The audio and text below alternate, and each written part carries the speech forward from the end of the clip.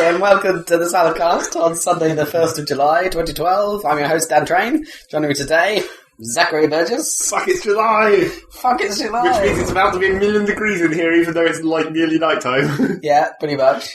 God damn it. And Robert Kemp. Salut! So you've got almost a kind of evil goatee thing going on close. You need I to haven't grow shaved in like 2 weeks. You need to keep it going a little bit, and then you'll have the full... No, like, it doesn't get any better than this. That's the problem. You almost look like Dr. Draco from Dr. Draco's Bad Cat Chase. blue top hat. Yeah, you just need the blue top hat and you'll be sorted. Yes. And a penny farthing. Meanwhile, Rob's beard is nicely trimmed. Bonjour! Looking steady. I don't think that counts as a beard. Does it not? Well, yeah, no. It's like a... Well, what do you call it? Facial hair. That's it. Facial hair. Mon beard, c'est très stubelé. Stubelé. Stubelé. It's more than just stubble, though. Stubidable. You've got the start of a moustache going on. Oui, j'aime bien le moustache. I got my hair cut today and I'm worried it's all a bit serious, and because the guys who were getting it cut before me were like military dudes and they were all getting like super buzz cut situations, and then it was like, hi, don't do what they did to them. Le cheveu, c'est très sérieux. Yeah, exactly. Le cheveu blanc. Indeed. So yes. I think that's the word for hair, isn't it? Le cheveu. I can't remember. Who is that horse? Oh no, that's Chabot. Chabot, yeah. Or is that shoes? Man, we know nothing. I've got blonde shoes. Indeed. Je suis allé à la piscine. Je voudrais une glace, s'il vous plaît. C'est la Pompidou. Et maintenant, le voyage dans le supermarché.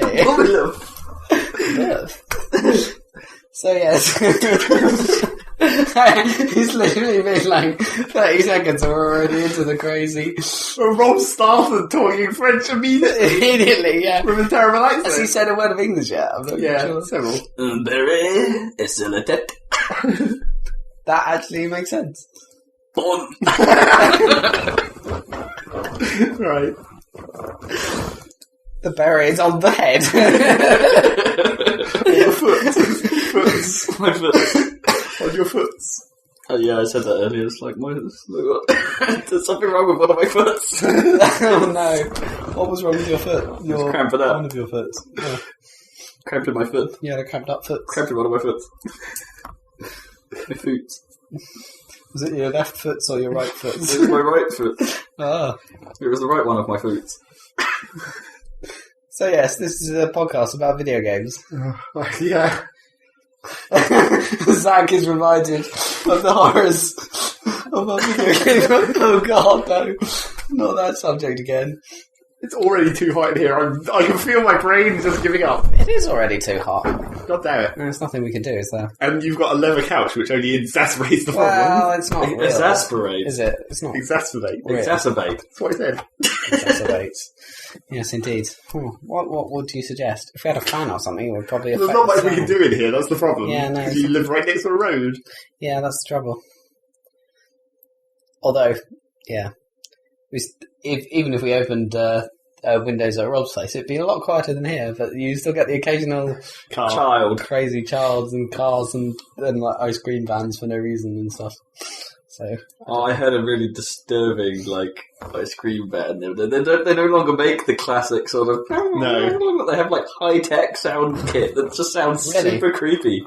we play Justin Bieber out of the speakers to attract people. If it was your boyfriend. No thanks. Here's the... Here comes the new child catchers just drive around going, baby, baby, baby, woo! That's how it works. But I can't remember what tune it was playing. Let's assume it was Greensleeves, because for some reason ice cream bands like Greensleeves. Yeah. But it was not. But it was in high quality beeps and bloops rather than sort of that weird distorted. It was more like a, but it was weird because polyphonic ringtone in super high def or something. yeah, it's sort of weirdly, but it all sounded kind of off key because Doppler doesn't do high tech sound any favors. No. It's like As we discovered playing Battlefield Vietnam. Do you remember the Jeeps in that with the Doppler effect and the sound cars? That was cool though. Fortunate son in Doppler. I don't think you changed the pitch much there. It was mostly sound. The level. You got that moving slightly wrong. I slowed it down anyway. It wouldn't be quite that much, though, would it? It'd be... Well, it was extreme. It was over. It was more than reality, definitely. Like, it was stupid. They probably modelled it exactly as reality and probably needed to make it less extreme than reality, because in reality you don't really get Jeeps going 100 miles an hour at you all the time. And they're also, like, the scale of Battlefield World is, like, super small anyway. Yeah, exactly. Man, that was a strange game. Nobody seems to remember Vietnam. It's like it never happened. Because it was a kind of poofy one. Kind of. It had some good ideas, just not very well executed. The infantry combat was terrible. It was because you could see fucking anything. And the computer players could see everything, naturally. But they had a classic problem. Yeah. Helicopters were kind of cool, though. And stuff like that. Were they pilotable? Jets? Yeah. Of course they As were. and in the sense that they were actually They were super easy to fly. Well, they were too easy to fly. Yeah, because they just, like, fixed to a certain height above the ground, and it was fucking impossible to actually make yourself go up or down. Yeah. They were like, it's super, compared to the helicopters that we had been playing in that Desert Combat mod, which were like, super impossible. Yeah, I mean, it was really funny because you had to basically feather the throttle in order to maintain a height, but because I just had a digital keyboard, so you just had to tap the throttle key, W or whatever, at these specified rates to stay up. If you wanted to land the thing, you had to tap it at gradually increasing speed, just as to land. Which is possible, but yes, that was a long time ago. Didn't those guys get hired and, like, basically work for DICE and make Battlefield 2, and now presumably 3? Yeah. Success. Modding for the win. Indeed. Glug. Any good mods lately? For anything? Stuff just gets bored. Well, people were talking about there's this like super survival horror zombie game mod for Arma 2. That everyone won't fucking shut up about. Yeah. It's not that impressive. Okay. Well, I suppose it's kind of different. Like, its niche is that it tackles it with the sort of, like, hard reality approach that Arma 2 tries to go for, as a game. Except for they made foolish errors in, like, how it copes with the idea of having, like, because it's multiplayer, obviously. Yeah. The whole idea is the, interactions with people. But as soon as it's like, because you can like totally murderize other people and steal their equipment, right? If you want to be a bastard and be like branded as a bastard, so people will try and kill you or whatever. Okay. And if you want to try and appear friendly, you can be like, "Oh, I'm friendly," and like talk to people and stuff. Okay. That's not any guarantee of anything, of course. Can you help them out in any kind of way? Well, you can group up, I guess. Okay. But then, of course, the main problem with it being a multiplayer game is sort of the same problem that Eve has of people just logging out. Where it's like, oh shit, I can see someone coming, log out. Oh, right. I've just vanished. Okay. Or the even worse tactic of if you server hop, apparently, I don't know why this is the case, but it seems like this is a really dumb thing that they should have thought of. But apparently if you server hop, it like remembers your position. So you can log out on one server and disappear, and then like move on another server, and then log back in behind the person who is coming up behind you, because you've moved outside of that server, and then you just appear in a more advantaged position behind them on a different server. What? See, I thought it played like an instant sort of mission thing. Maybe No, it's just like there's lots of multiplayer stuff, and the other problem with it apparently is because it's real time. So it's like if you log on and it's nighttime in the game, which is not good because who has time to play shit during the day? Yeah, when you can actually see things. Yeah. Used to have that trouble with the just Pokemon. Yeah, it's like every time I play this, it's nighttime. God damn it! And it's only 6 o'clock in the evening. But according to that's like when it changes or whatever. Japanese time. Japanese time. Should just always get dark at 6 o'clock in Japan, no matter what time of year it is. Well, they are slightly less high up on the latitude, aren't they? Compared to England, or are they higher, or is it about the same? I think they're lower, aren't they? I think they're lower. Yeah, but then everywhere's lower than we're a lot higher than we think be, because of the Gulf Stream, so we should be freaking freezing. Compared to we're if you go across to Canada, it's freaking freezing at this latitude. Yeah. Or Like Finland else. And all that stuff. Yeah, we're the same latitude as Siberia or some shit. Yes. But yeah. But then, if you go up to Norway, it's probably pretty cold. So it's even further north. So yeah. Forget Norway. Right. So what else? I guess that was sort of news. Sorry, yes, welcome to the news section. Sorry, that's just random mods. What's going on? Apart from the Pyro thing, which we'll get to. Pyromania! Guild Wars 2 has announced their release date. Oh yeah, what's going on with Guild Wars 2? When is it? They've got one more beta weekend on the 20-something of this month. Are you going to get into it? Yes, because I already did the last one. But then, So you already signed up for it? Yeah, because it's basically if you pre-purchase the game, you get into all the betas. So you bought it? Yeah. Okay. And then it releases on, the 20-something of August. How much is it? 40 quid. It's quite expensive. But that's a flat, isn't it? I thought it was 50. No, we had this discussion last time. Oh, where you thought it was more, and then I said it was definitely below 50. So 40 quid. 49.99. Not slightly more below than that. But that's like Guild Wars 1, that's it? Yeah. Right, okay. But it'll have microtransactions like the yin yang. Yeah. Not that you have to do anything with those, presumably. The yin yang or the wazoo. I don't know. They seem to say wazoo in America. I don't know. Where does yin yang come from? I don't know. I imagine it's some kind of racist colonialist, exactly. Chinese The Japanese describe their assholes as yin yangs. I never even thought of that phrase as being about up your bum, necessarily. But maybe it is. Up your karma. Up your inner chi. You can up your karma in Guild Wars. Up the yin yang. So yeah, segueing back to the game. That was true. That was because there's karma in the game. But what does karma do? It's just like another currency, basically. It's like what you get for completing the stupid general world tasks. You get karma points that you can spend in specific. Basically, for each of those little area missions that appear in the world, there's a guy there which you can spend karma points at who sells specific things. Man. Which probably sucks, because that means you're going to have to look at every single one of those every time just to see if it has anything decent. And then it probably won't. And then you'll probably just end up with a huge pile of karma points that you're never going to spend. Success! Too much karma. Yeah. If only you could transfer your Reddit karma into Guild Wars karma. Oh man, that'd be terrible. Yeah, I would claw it up even worse. It's bad enough as it is when it doesn't do anything at all. Yep. It's totally pointless. Magic, pointless, internet points. But I tried to... They did a stress test. Apparently, this stress test they did on Wednesday this week was basically apparently this was how they determined when the release date was going to be. Oh right, depending on how well it went. Yeah, but depending on whether their servers worked, even though they'd already done 2 beta weekends before that. Yeah. But apparently, this stress test was somehow different. So they did the stress. Maybe they reconfigured their I guess. stuff or something. They did the stress test, and I logged in with the intention of getting into PvP because I hadn't done any PvP. During that beta weekend I played, which I told you guys about before. Yeah. So I logged in, went into the World versus World thing, and there was not a single person there. No one doing PvP at all? No. In the whole server or the whole world? Whole free servers. Oh, there's a... Well, because the World versus World is free servers. Okay. And one server apparently had just taken over everything. And I think that was that had remained from the previous beta weekend. Oh, I think that server must just have had a lot more population. So I think they just walked in, and then no one could do very much at all. Okay. So it was I logged into that, and then maybe 1 or 2 other guys would occasionally appear, and then they'd run off.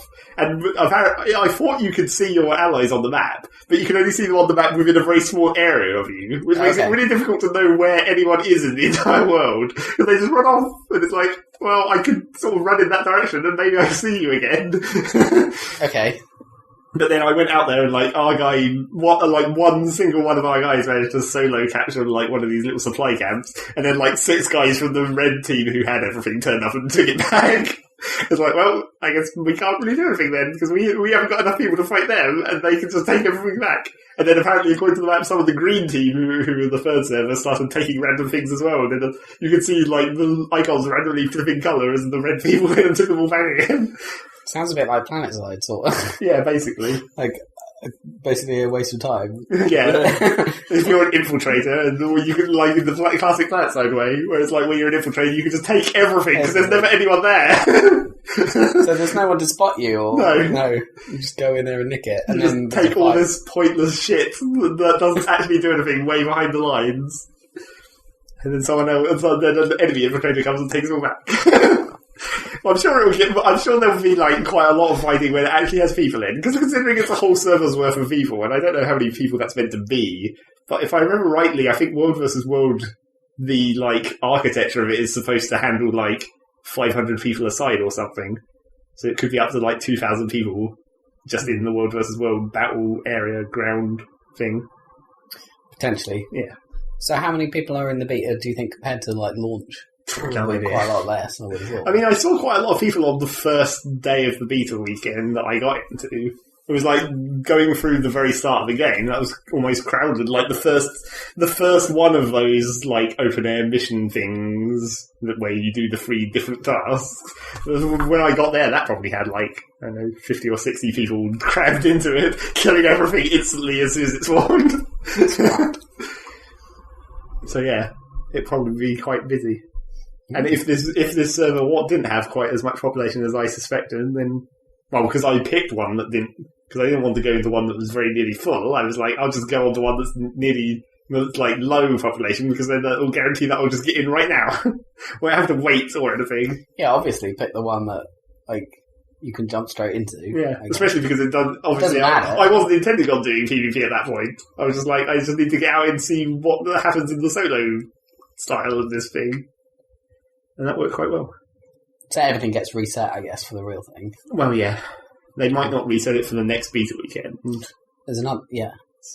The July one. Right, yeah. So I might still have my shit, so I won't have to redo the whole start of the game again. I mean, not that it matters, but I mean, it's not like I'm going to not see it. There's not going to be anything new, but I'm not really going to get very much further, I guess. No. And it's not like the personal story stops at level 20, so I can't in the beta build. Right. So it's not like I can go through the entire game or something during the beta. No. Do you hit that cap comfortably within the weekend? Yeah, I managed it. Okay. Anything intriguing going on story-wise? No, it's when it says personal story, it actually sort of means it. It's like very personal to your character. I haven't. By the time you get to level 20, it hasn't like shown you what the big reveal is. Right. Because apparently the whole story of Guild Wars is like 250 years in the future. All these dragons got reborn out of the earth and fucked everything up. And now everyone seems okay with that at this point. It's like, there's these dragons, well, I guess we'll just like survive. Okay. So presumably the whole point of this game is going to be defeating these dragons at some point. But no one seems very infused. It's not like, you start your game with your personal story and it's like, oh, my sister's gone missing, I have to go find her. Meanwhile, dragons. Yeah, meanwhile, dragons are fucking everything up. Okay. Sounds Skyrim-ish. I guess it's like, maybe like they haven't worked out that you're a super powerful hero yet. Because as you start doing these personal story missions, it's like, you're actually really good at this, maybe you should join up with the city guard, and so probably that will lead to like secret organisations and crap. So is it related to the first game's plot then? Vaguely. Okay. I mean, the areas of the world and like the 250 years of history have kind of fucked things up. Right. I mean, and obviously the dragons destroying everything kind of fucked up history some more, where it's like no one remembers stuff. It's like Ascalon, where you start in the first game, the superhuman city that's getting attacked by the Char and then Rain of Fire and all that crap. Mm-hmm. Fucks everything the hell up. Well, apparently sometime after the end of the first Guild Wars, because you remember, it's like in Guild Wars 1, you get that stupid horn that calls the rainstorm down and fucks up all the Char because they don't like wet. Because they like fire, obviously. And that sort of saves Ascalon, sort of, except you still have to escape over the mountains into Kryta, the stupid jungly place. But then apparently that king dude from Guild Wars 1, who does the horn thing. Oh, yeah. The horn thing? What the fuck is that? He blows into the horn and calls the rainstorm. Oh, the horn thing. He's got the horn. Yeah, exactly. Like Zombie. Well, apparently he discovers another, uber, death artifact or something that basically kills everyone in Ascalon and they turn into ghosts forever. And now, 250 years later, the Char have taken over Ascalon, but they're constantly played by these fucking annoying ghosts. Just surrounding them, annoying them constantly. Yeah, because they don't. Obviously, the ghosts don't like the Char because they were basically made to fight the Char. And the Char basically. Charming. Apparently, the Char are the technological race, which you wouldn't have thought because they're like fucking giant. I don't know, bear lions. Bear lions. Apparently, they were the people who like invented guns and stuff, and they live in basically a giant like metal sphere. What, in the sky? Well, no, it's sort of like wedged into the landscape, Right, like an arcology. Yeah, and they live in this like giant, and it's got like a huge giant like magma smelting pit or whatever where they throw all their shit in. Just chuck it in there. Yeah. With all the magma. And it's just on top of the ruins of Ascalon, and it's like, wow, that's weird. I wouldn't have thought the Char would have been the technological race, but apparently they are. Mm. And you get the plant people, which aren't in the beta. And those little plant people. Well, you would have thought those little dudes would be the technological race, right? Because those aren't in the Vita either. There's those little, like, elf guys who are, like, super short. Because outdoors are usually technological types, aren't they? Like, Well, it's because I thought that because I think in the one bit of Guild Wars 1 I didn't have, like, the Eye of the North expansion, I'm fairly sure that, like, the stupid mechanical golem things that you get were invented by those short dudes. And I was like, well, obviously that makes them the technological race. But apparently that's the Char. I don't know what their specialty is, those short guys. Maybe they were also technological, but in a different way. But you get the plant people who came out of the jungle. The plants. Literally just like they're made of plants. Right. Those aren't in the beta. You can only play humans, Chars, and... So Poison Ivy, Norns. basically. An entire race of Poison Ivy. Yeah, basically. Norns? Those are the ones from Eye of the North, the like the werewolf guys Okay. who can transform into animals. I actually played a little in the beta. I played a very little, just the start of the. I made a new character and played like the very start of their thing, and they do transform into animals a lot. Like immediately, like the first thing you do is like you have these like 4 gods of the forest or whatever. Where it's like the wolf and the raven and the bear. And you just go up to these to more of those stupid mission areas, talk to the priest, and he's like, "Okay, now transform into a wolf and like play with the wolf cubs." It's like, okay, I'll just turn into a wolf immediately. It's not a skill that you have. It's just a weird thing that these priests can just make you transform into a wolf or a bird or a lion or something. It's kind of crazy. So you have no control over it. Well, maybe you do later. Maybe you Right. get like an Uber ability at some point. An elephant. What would be an elephant? Just at any time, it might be useful, right? Yeah, exactly. Elephant! It's like if you're being attacked by like a dude, you just turn into an elephant and fall over. How to win an argument, just turn it down. They have to be careful, though. Elephants really hurt themselves if they fall. Yeah, I guess. Like a tiny, because they're so massive that they only need to fall like 1 foot for it to be like lethal. Yeah. The opposite of like mice or whatever. Yeah. Or really tiny insects can fall, spider can fall miles. Oh, this chair. Yes, Rob, this chair. This chair. So anyway, that's Guild Wars, I guess. It has a release date, thank God. What was it again? 20-something of August. I've forgotten the precise date. I think it's like 28th. Breaking news. When was your birthday again? 16th. 16th, okay. Slightly later than birthday time. Torchlight 2 still doesn't have a fucking release date.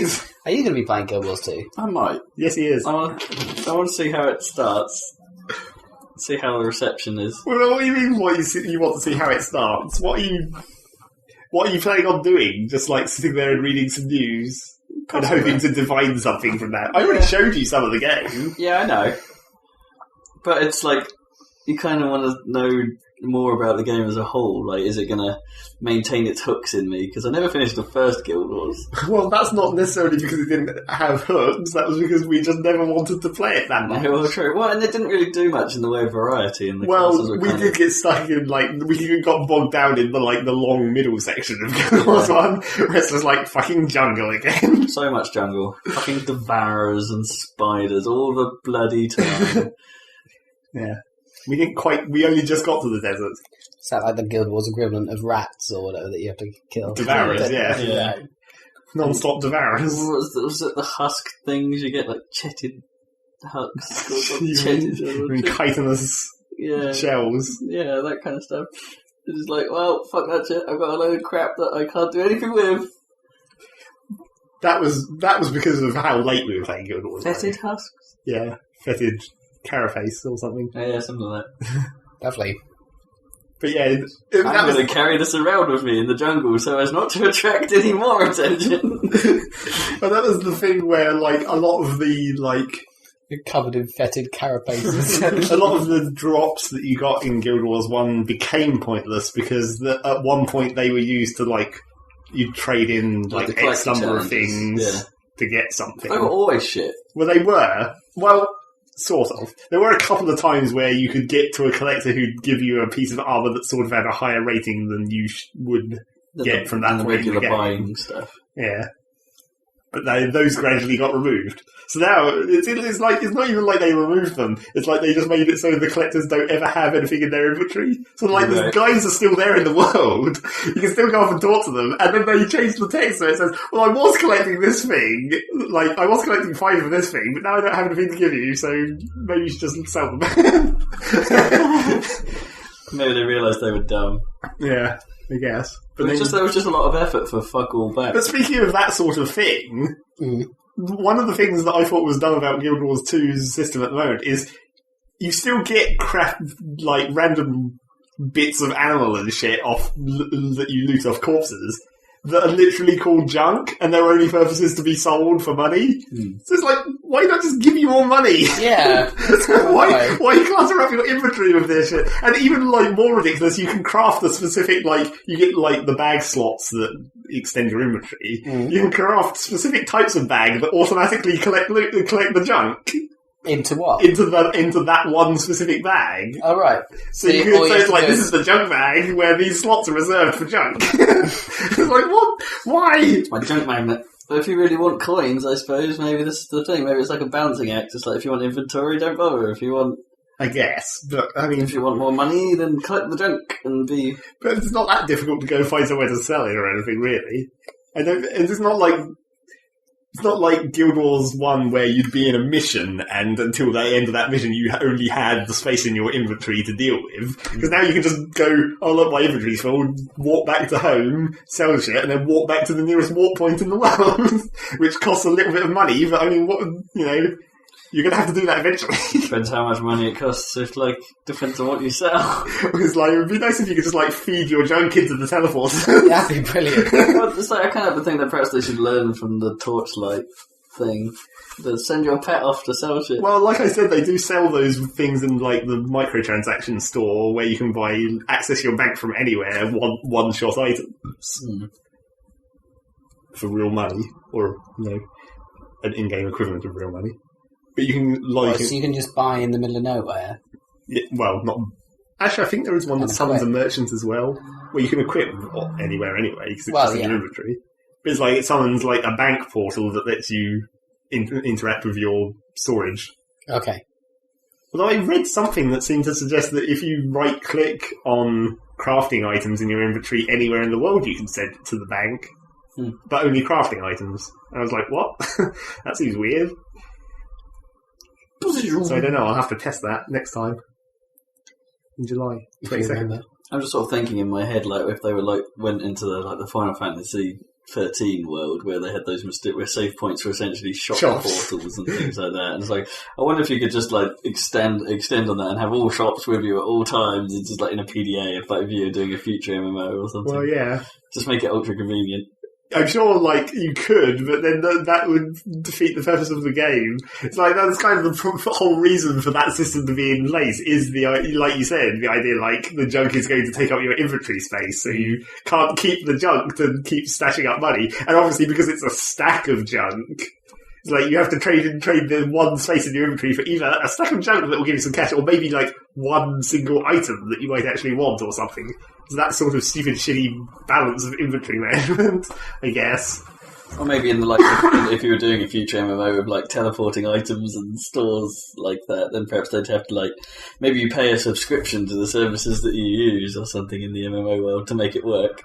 So there's a downside to having it. Like, I'm gonna email my junk to the store, but in order to use email, like with item transport, I need to pay Uber bucks. Well, that's to, what those bank portals are in Google's too, basically. to BT. Pay money to access your bank so you can store shit. But not in real money. I want to do it in gold. Well, it is technically not in real money. It's in a thing that you buy for real. It's in gems that you buy for real money. And you can buy the gems for gold if someone's selling them, like Spiral Knights. So if someone has bought the gems with real money, they can sell you it for gold. Gold, yeah. Which I might probably end up doing. Same way as Spiral Knights, where it's like... Why do people do that?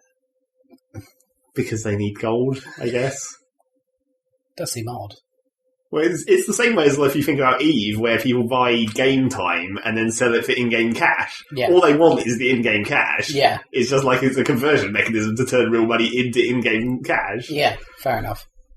The Plex. Yeah. Somehow that makes more sense than the gems, though. Well, I mean, it's basically the same thing. I guess. Just the gems aren't game time. They're just pay a quid, get a gem. Gem, yeah. Right. Or whatever. However many you get. 30 gems per pad. Go on there, we're on the sale. It'd be great if the marketplaces in those games could open up to bartering and things like that. Voice, that'd be so the best. people just put up a stall and it's actually a physical stall in the That'd be great. the world, and people could sit there. It'd make more sense in things like Diablo where they're embracing the real money Auction house stuff. Yeah. What if it was actually a big bustling auction house instead of a menu? I mean, Flaming Demon horns for a pound. Can you imagine how awesome a World of Warcraft auction house would be? If Fetid carapace, 12 for a pound. Fetid carapaces. Everything's for a pound. That's how it is, isn't it? They always shout out, for a pound. For a pound. Doing really well with all the Americans on there. Yeah, because I'll make $5. They also weigh everything in pounds. That's the other stupid thing about them. Well, no, that's what they do in markets, where it's 5 pounds of things for a pound. Yeah, 5 pounds of pounds for a pound. Yeah, exactly. That's where it starts getting confusing. And then you add a couple of accents on top of that, then you're fucked. Hey man, I've got 5 pounds of fetid carapaces for $1. You want it? You want it? What's actually confusing about 5 pounds of bananas for £5? Because you can't hear what the fuck they're saying. Oh, right. 5 pounds bananas for a pound. Yeah. Fresh fried bread is bread for £5. Yeah, fair enough. This is like the classic, that Nintendo parody where Wario is selling his micro games and he's like, for only $100.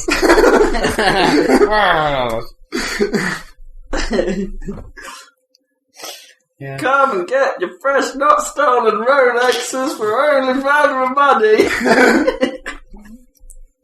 The ultimate one is when everyone already knows what you're selling and how much it costs, and all you have to do is go shoot for big shoot. Right. Yes, I'll have a big issue. So anyway, I'd like to see posh people running market stalls like that, because it's even in The Apprentice, they always seem to put on a slightly strange voice. They try and be cockney. Alright, darling, can I trick you? Can I trick you into buying this shit? Oh yes. Can I trust that you'll appreciate this Hoover? Show you Hoover. How many gems? It sucks. News. More news. News. £2 bananas for a Plex. 50p newspapers for a pound. Right, so, more news. Is there any more news? What else we got? Any more rumours about next-gen console crap? Minty still haven't released a price. What, for the Wii U? But they did. It is looking like it's going to hit around the 250 mark. It really doesn't seem that powerful as a machine, surprisingly. No. I don't know. Maybe it's just about on par with 360 and stuff. But it's like Iwata supposedly talked about price, but then didn't give us a price. In fantastic bullshit kind of way. What a surprise! Yeah. I don't think what else happened. I'm not sure much has happened the last 2 weeks. No, not well. What's going on? Dawn Guard thingamajiggy, the Mass Effect the Mass extended Effect cut ending, thing yeah. thingy. Are you going to get that so you can get it for when Yes, you see the ending? I have been told to play it with that ending before seeing the crappy ending. Okay, because I saw the crappy ending, obviously, so we can compare. Yes. Okay. What's it called? Although I kind of want to see both. Like, to try and see just how bad the original was and, like, all the plot holes it apparently creates. And yeah, I still... they've also messed around, apparently, with, like, the boundaries of how you get the ultimate ending. So now you can supposedly get the ultimate ending now without doing any of the Galaxy at War stuff. Right, because apparently you couldn't before, so the whole marketing thing of, you don't need to do the multiplayer is no longer bullshit. Right, okay, that's good, because I couldn't get... It wouldn't let me do one of the things at the end. It's like, God damn it. I've been Paragon this entire game. Give me the option. It's not possible, is it, to be 100% one way or the other? You just sort of get random points here and there. Yeah, it's true. But still. Yeah, so that happened. Extended cut, as it's been called, I believe. Or is it prologue? Oh, that's epilogue. What's this prologue? That'd be great. We've modified the end of the game. We've called it prologue. No, wait, I meant epilogue. Because I keep seeing different posts about it, and it's like, I think the official name is Extended Cut, but a number of websites keep referring to it as the epilogue. But it's You should start doing epilogue games in the Gran Turismo series. Gran Turismo 5? Epilogue. It's like after, without the crappy jazz in the menus. Maybe. I don't know. Crap jazz. Is that a special subgenre? Crap jazz. Yes. That won an award for worst video game music. I don't know what got it this year, though. I can't remember. I bet it's Sonic 4. Sonic 4. Hasn't episode 2 come out? Yeah, it did a while back. I still haven't bought it. Good for you. Stay strong. It's 1,200 points. Well, you're waiting for the Steam sale. Well, there is that, yeah. We have a theory that it might come down to the point where both episode 1 and episode 2 might be mega cheap. So is there a Steam sale going to happen or That's not? the question, because everyone is waiting for it. Yeah, and it hasn't happened. No. Yet. Nobody knows, right? Yeah. What is it going to coincide with, a Valve release of some kind? Well, they just did the massive Pyromania shit, didn't they? Yeah, but I was wondering, an It's actual not that game. massive. They did that Source filmmaker thing. That looks pretty, That's also not massive. I don't know, it's pretty cool. That's a thing that some people might care about. I suppose. Yeah, that's true. Yeah, because I'm wondering if Dota 2's around the corner. That's probably released properly. But why would they match? They wouldn't match that with a set. Well, no, Well, actually, it's free. I guess they might with Dota, yeah, because it's free. They can have a sale and not look retarded. Yeah. Well, except for the fact that it's we're going to reduce this product worth no bucks to no bucks. Well, they can have I guess if they wanted to, they could have a launch sale on the in-game items, Now freer than before. like the heroes or whatever. That's true, that'd be pretty cool. That'd be a pretty dope thing to do. Yeah, Just it's not like they need money, so It's not that, we'll just give this shit away. yeah, exactly. Well, that'd be nice if Max Campaign 3 came down to 25 from 30. I'd be like, totally. What did you just call it? Max Campaign? It sounded like Max Campaign. Max Campaign. It's the maximum campaign. The Max Campaign. The presidential Max election Campaign. simulator of the year. Max Campaign. Max Campaign 2012. Man, I wouldn't be surprised if someone had made a game out of that, because it is basically a money management game. What? Politics? American presidential election. Yeah. Nothing to do with policy at all. No, it really isn't, in America. It's about money and smiles. Somewhat. And babies. Babies. Kiss those babies. That's from a game, wasn't it? Yeah, probably. What game you had to kiss lots of babies? Was Keep it a fucking political simulator? I have no idea. I can't remember. But that would be an obvious, football manager style game. Yeah. Baby kissing minigames. Yeah, exactly. Not too hard, not too stubbly. Don't kiss those babies too vigorously. You have to have a certain amount of pout to avoid all stubble. Oh dear.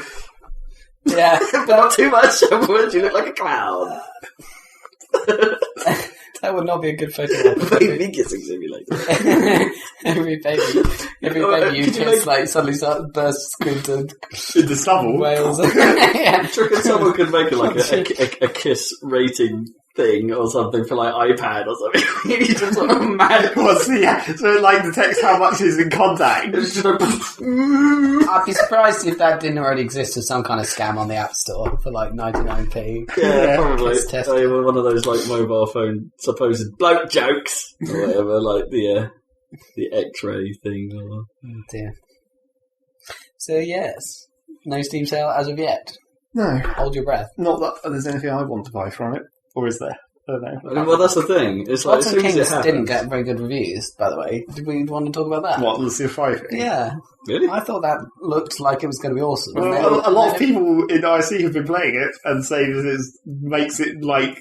Well, they've been saying basically what we thought, which was that it makes it, it basically makes Civ 5 as good as Civ 4 after the expansions. I know it doesn't though. Like, No. I read a Eurogamer review and they're saying that you don't get to like move little spies around the map like you did in Civ 4 and like, No. it's just a menu or some shit. But then it's like, what was the point of moving around I Civ 4 know, really? but it's hilarious. It's like your dude gets discovered in the desert for some reason and then gets like murderized by a tank. But I preferred the espionage mechanic to the religion mechanic. It seems like this is mainly the religion mechanic. And if you use the religion mechanic well in this, apparently you can just destroy Well, everyone. you could in Civ 4, basically. Yeah, you can just, so it's just a tool to make it super easy. Yeah. Well, at least they've improved the AI somewhat with the combat, I think. A little. Yeah. Well, probably not enough. They tried to. Mm. And they made it so you can stack military naval units on top of transport naval units. Well, that makes sense. Which was that was the worst thing when one How of did the it work before? Well, they couldn't overlap, which made, like, if you wanted to transport your land army from one continent to another, Yeah. you basically always had to build a wall of military ships on both sides to create, like, a channel that your shitty transport ships could drive through, so they didn't all just get instantly murdered by enemy navies. Oh, okay. It was like, that's just dumb. No, that is dumb. Especially because you inevitably have about, like, 20 times as many land units as you do ships. Yeah, of course. Because land units are how you attack cities. So you need to get them all from one continent to the other, and they all have to move in individual squares, and then when you get to the actual coastline, they can only unload into individual squares, which makes it really difficult to actually get them all back onto land. Well, that must still be true. Well, I mean, that makes sense, I guess, sort of, in a Sort kind of of. militaristic way. Well, you have to move them off the beach. Yeah, gradually. exactly. Like, You can't just pile everyone in there. yeah. The stack of doom. Apparently they made it so you can... I think they said that naval units can now directly capture coastal cities, which is useful. Yeah, I heard that. Because They that couldn't gives at you least an actual... bombard them. Well, they used to be able to bombard them, but now I think they can actually... You can capture from the sea, so you can have, like, a, beachhead that way. And you can just move a unit directly onto the city once it's defeated. Yeah. Okay. So, yeah, are you interested when that comes down in not price? really. Well, Oh. when it comes down in price, maybe, but Yeah. that's still going to be a long way away, presumably. But I like the idea of a Civ 5 that's fixed to be like Civ 4. That sounds great. Yeah, basically. But no, apparently not. Quite. Not great enough yet. Yes, maybe they'll do Not another. great enough for this price. And they did like 3 expansions for Civ 4, didn't they? Wow. Sort of. Two- It's two or like three. 1.5. The Warlords one was sort of half an expansion, half a modified game modes type thing. Yeah, And then there was the colonization thing, which was basically a different game just built into 4. yeah. Did that one not touch the main game then? No, I don't think so. Features-wise? Okay, fair enough. It's not like one of those crazy old like Alpha Centauri or Civ No. mod things. It wasn't a mod, because there were those, I tried those mods in Civ 4 that I told you about, the space the one. space one. Whatever, but it was sort of like a standalone game made with Civ 4 technology or As an something. engine, yeah. Almost. Less of a mod, more of a total conversion, I guess. Yeah. To actually make it have different mechanics rather than repurposing normal mechanics. Yeah, I remember the crazy ass days of TCs in the Quake era. Some of that shit was mad. TC? Total conversion. Total conversions. Oh, yeah. Where they used the game yeah. and make a very different game out of it. Yeah. Like, there was a number of car combat ones that weren't actually that bad, except they kind of relied on the internet before playing on the internet was really a viable option. Well, Quake Rally wasn't there? Yeah, Quake Rally was one of the big ones. Yeah. Didn't they remake that for the Unreal Engine or something? Or, I can't remember. It No, became something I else. can't remember now. Yeah, that was cool. There was a Half-Life one Total Conversion that had big dinosaurs and shit. I can't remember. Oh yeah, I think I played that one. Yeah. That wasn't bad. It was totally unlike Half-Life, of course. Naturally. Did we ever talk about Black Mesa screenshots coming out? Oh, Like, yeah. It still exists. Yeah, they're saying, okay, we're going to do a media blitz because we're like, a We've social been media quiet blitz. for like... Because we're actually going to release it. It's like, no one believes you anymore. Do they? Do we? I'm still excited because it's going to be free, so who cares? Well, yeah, I'm just kind of happy it's still being made. Yeah. They haven't given up. Yeah, I mean, I really like Half-Life, so if it's anything like Half-Life, which presumably it will be, so yeah, then yeah, why not? Awesome. Yeah. Yeah. Just don't promise to release it in 2009 with a big trailer and then just do nothing. I was like 3 years ago. In 2013. Probably doable by now. Yeah.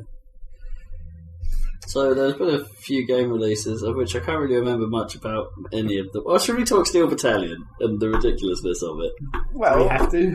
Well, I just just want to say, having seen the coverage of it and all that stuff, it's like Steel Battalion is always one of those niche games that I thought never quite got it right, and it's like they're sort of in the same thing again, except apparently much worse because it's like uncontrollable, as people say. Hmm. But I don't know. I always kind of liked the concept of the setting and how the mechs used to handle and... Well, there's plenty of other mech games coming out soon, so... Yeah. Doesn't matter. Well, Fuck yeah, it's that weird, one. because I don't know, mech games are kind of... I always want them to be good, but they never really are. Well, the old, MechWarrior 2 or 3, on the PC, I mean, I prefer X-Wing and stuff, which is quite similar, weirdly. But they were alright, like MechWarrior 2 Mercenaries and stuff. They but they always sort of devolve into just a Mexican standoff of who can take the most damage. Yeah, and heat, who's got the overheating. It became more of a loadout game than anything else. Yeah, the big stompy fun. Having actual sort of interesting combat was kind of difficult, really, because it just ended up as stand, face your enemy, one of you will die first, go. Yeah, I don't know. Yeah. So what are the mech games coming out? Well, the new Armored Core. Right. Not right. Is the new Armored Core the mad one, where it looks like it's really fast-paced and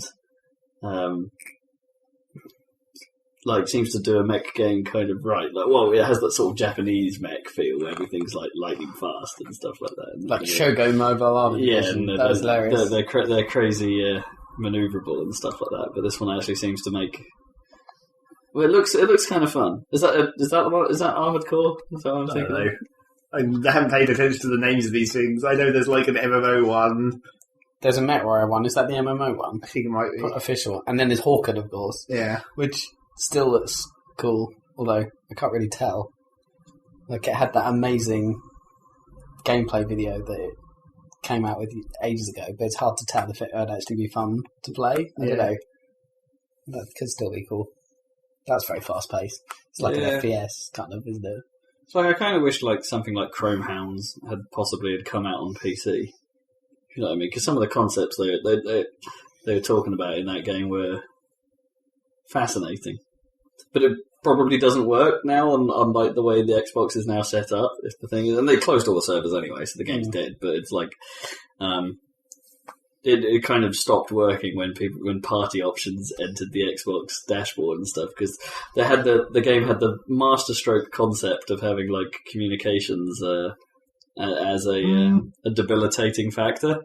So you could in order to talk to your teammates, you had to have control of comm towers. Oh, right. If you lost them, your voice communication capability gets removed from you, and it's that kind of stuff's really cool. You'd have to signal to each other in some other way. I don't know if the game's reported that. Wave your arms around. Yeah. Can I do mech waving somehow, or have a Morse pulsar somewhere on my hood? I don't know. That just sounds really cool. But the problem is, all forms of technology kind of fuck that idea, don't they? It's if it was to be a PC game, you could build it into the game easily enough, but then you just have a Ventrilo running or a Mumble. So that would ruin it. The traditional style. Yeah. So the only way to really do it would be to like have a hardcore tournament, like in NAN conditions. Have you seen that stupid game, another game that lots of people have been going on about, but no one probably really cares about? Is that stupid?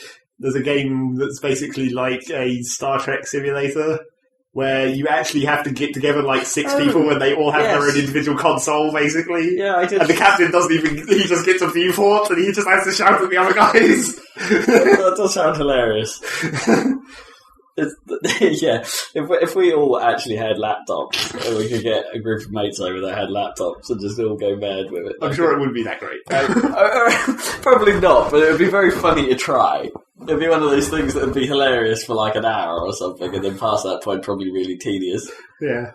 Way too much effort for its actual potential hilarity bonus. Yeah. Especially if everyone dresses up. That's even more money. It would be a hurrah. Well, we don't have that many women, so I guess that limits the options. Dan could be Sulu. Who would be captain? Do you want to be captain? I'd be captain, bitches. Of course. Or the flying guy. The flying guy. I just sit in the back of the control room, just casually floating about. Meow. Meow. Look at me! That could be a triple. That you could. Apart from the multiplying bit, that might be a bit tricky. We could just like cut bits of hair off as the as we like wait and grow my hair really long, and then throughout the game just cut bits of hair off and say I multiply. I don't think you ever really see how tribbles actually multiply, do you? No, they always open a closet. Yeah, they just... and there's like 1,000 rooms. It'd be great if you could simulate that. You just need someone with a Beanie Baby collection to just suddenly start throwing them in a doorway. like if you're somehow playing with access to your attic, it's just like rig it with a huge pile of stuffed toys above the attic door and then go, oh no! No, Tribbles! So yeah. Couple of Tribbles. Tribble. I'm sure I had a game on the Spectrum called Tribble Trouble. Wouldn't that be copyright infringing?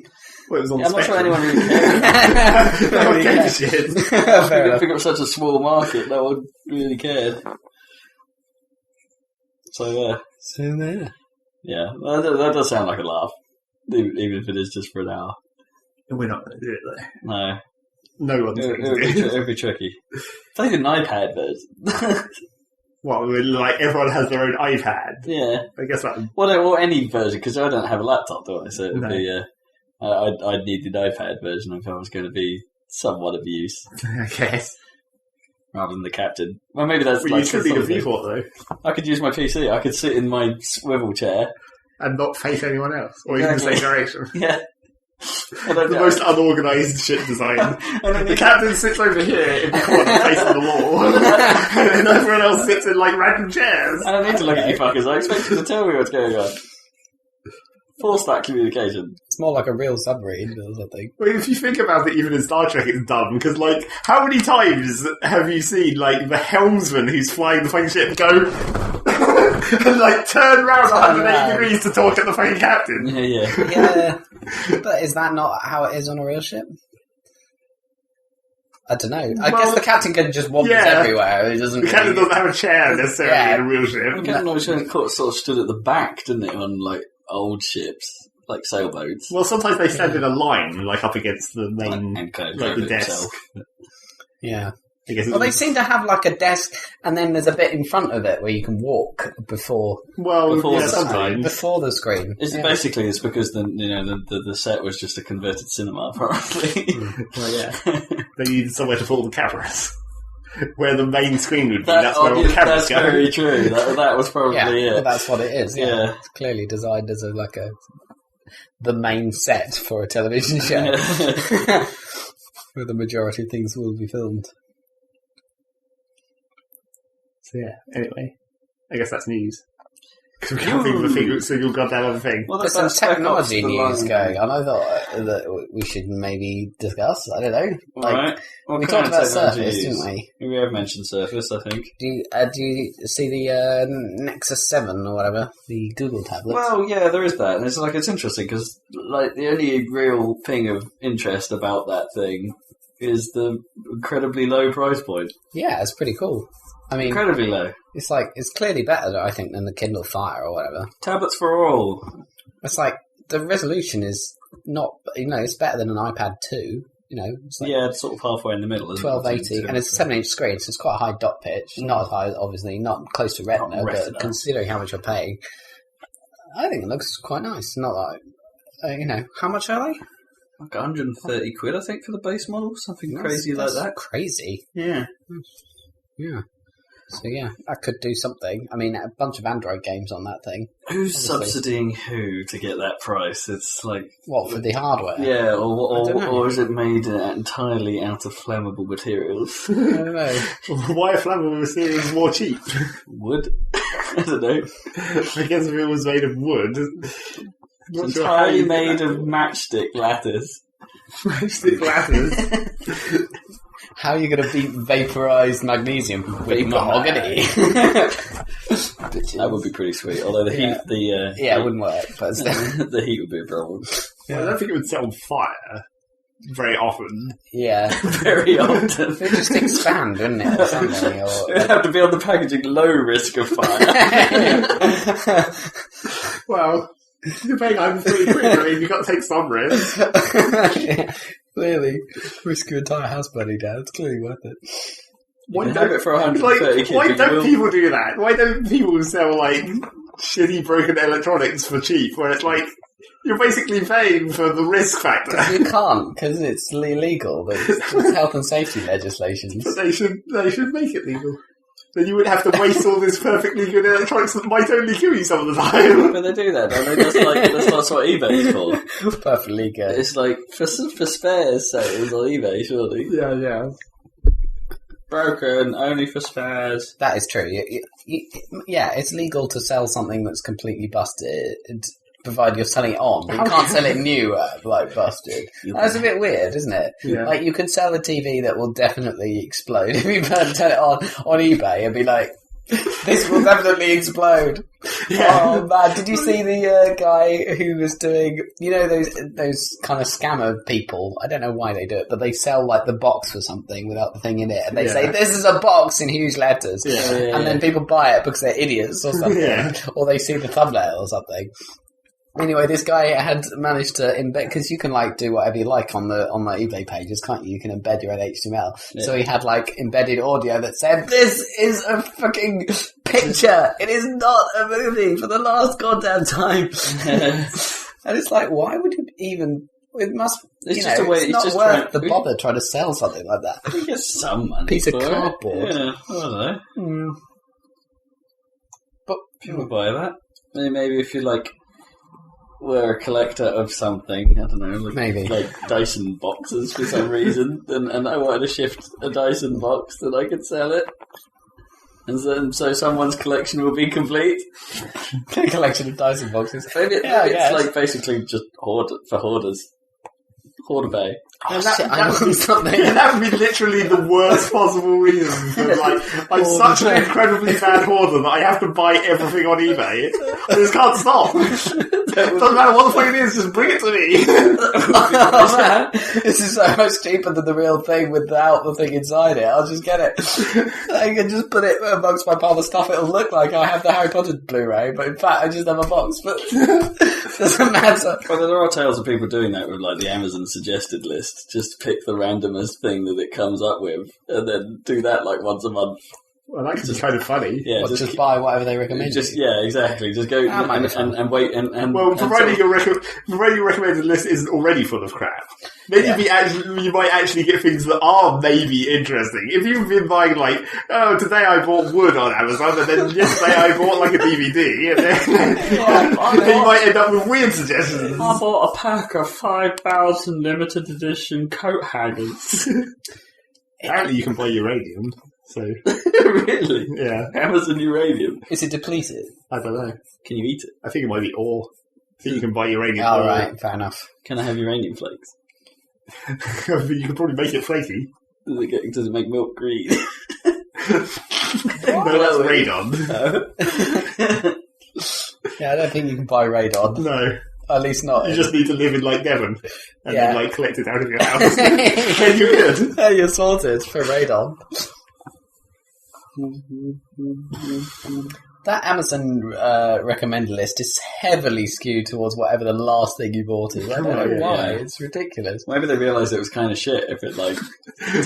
maybe it realised that the one time you bought wood maybe shouldn't influence your results so much. Or maybe they sort of made an assumption that, that not everything you buy is going to be for yourself. So it's like when the last thing you bought was a gift, or the last few things you bought were gifts over Christmas, for instance, and it's like, well, I don't want any of this shit. It's like, this is for other people. I want to buy for me now.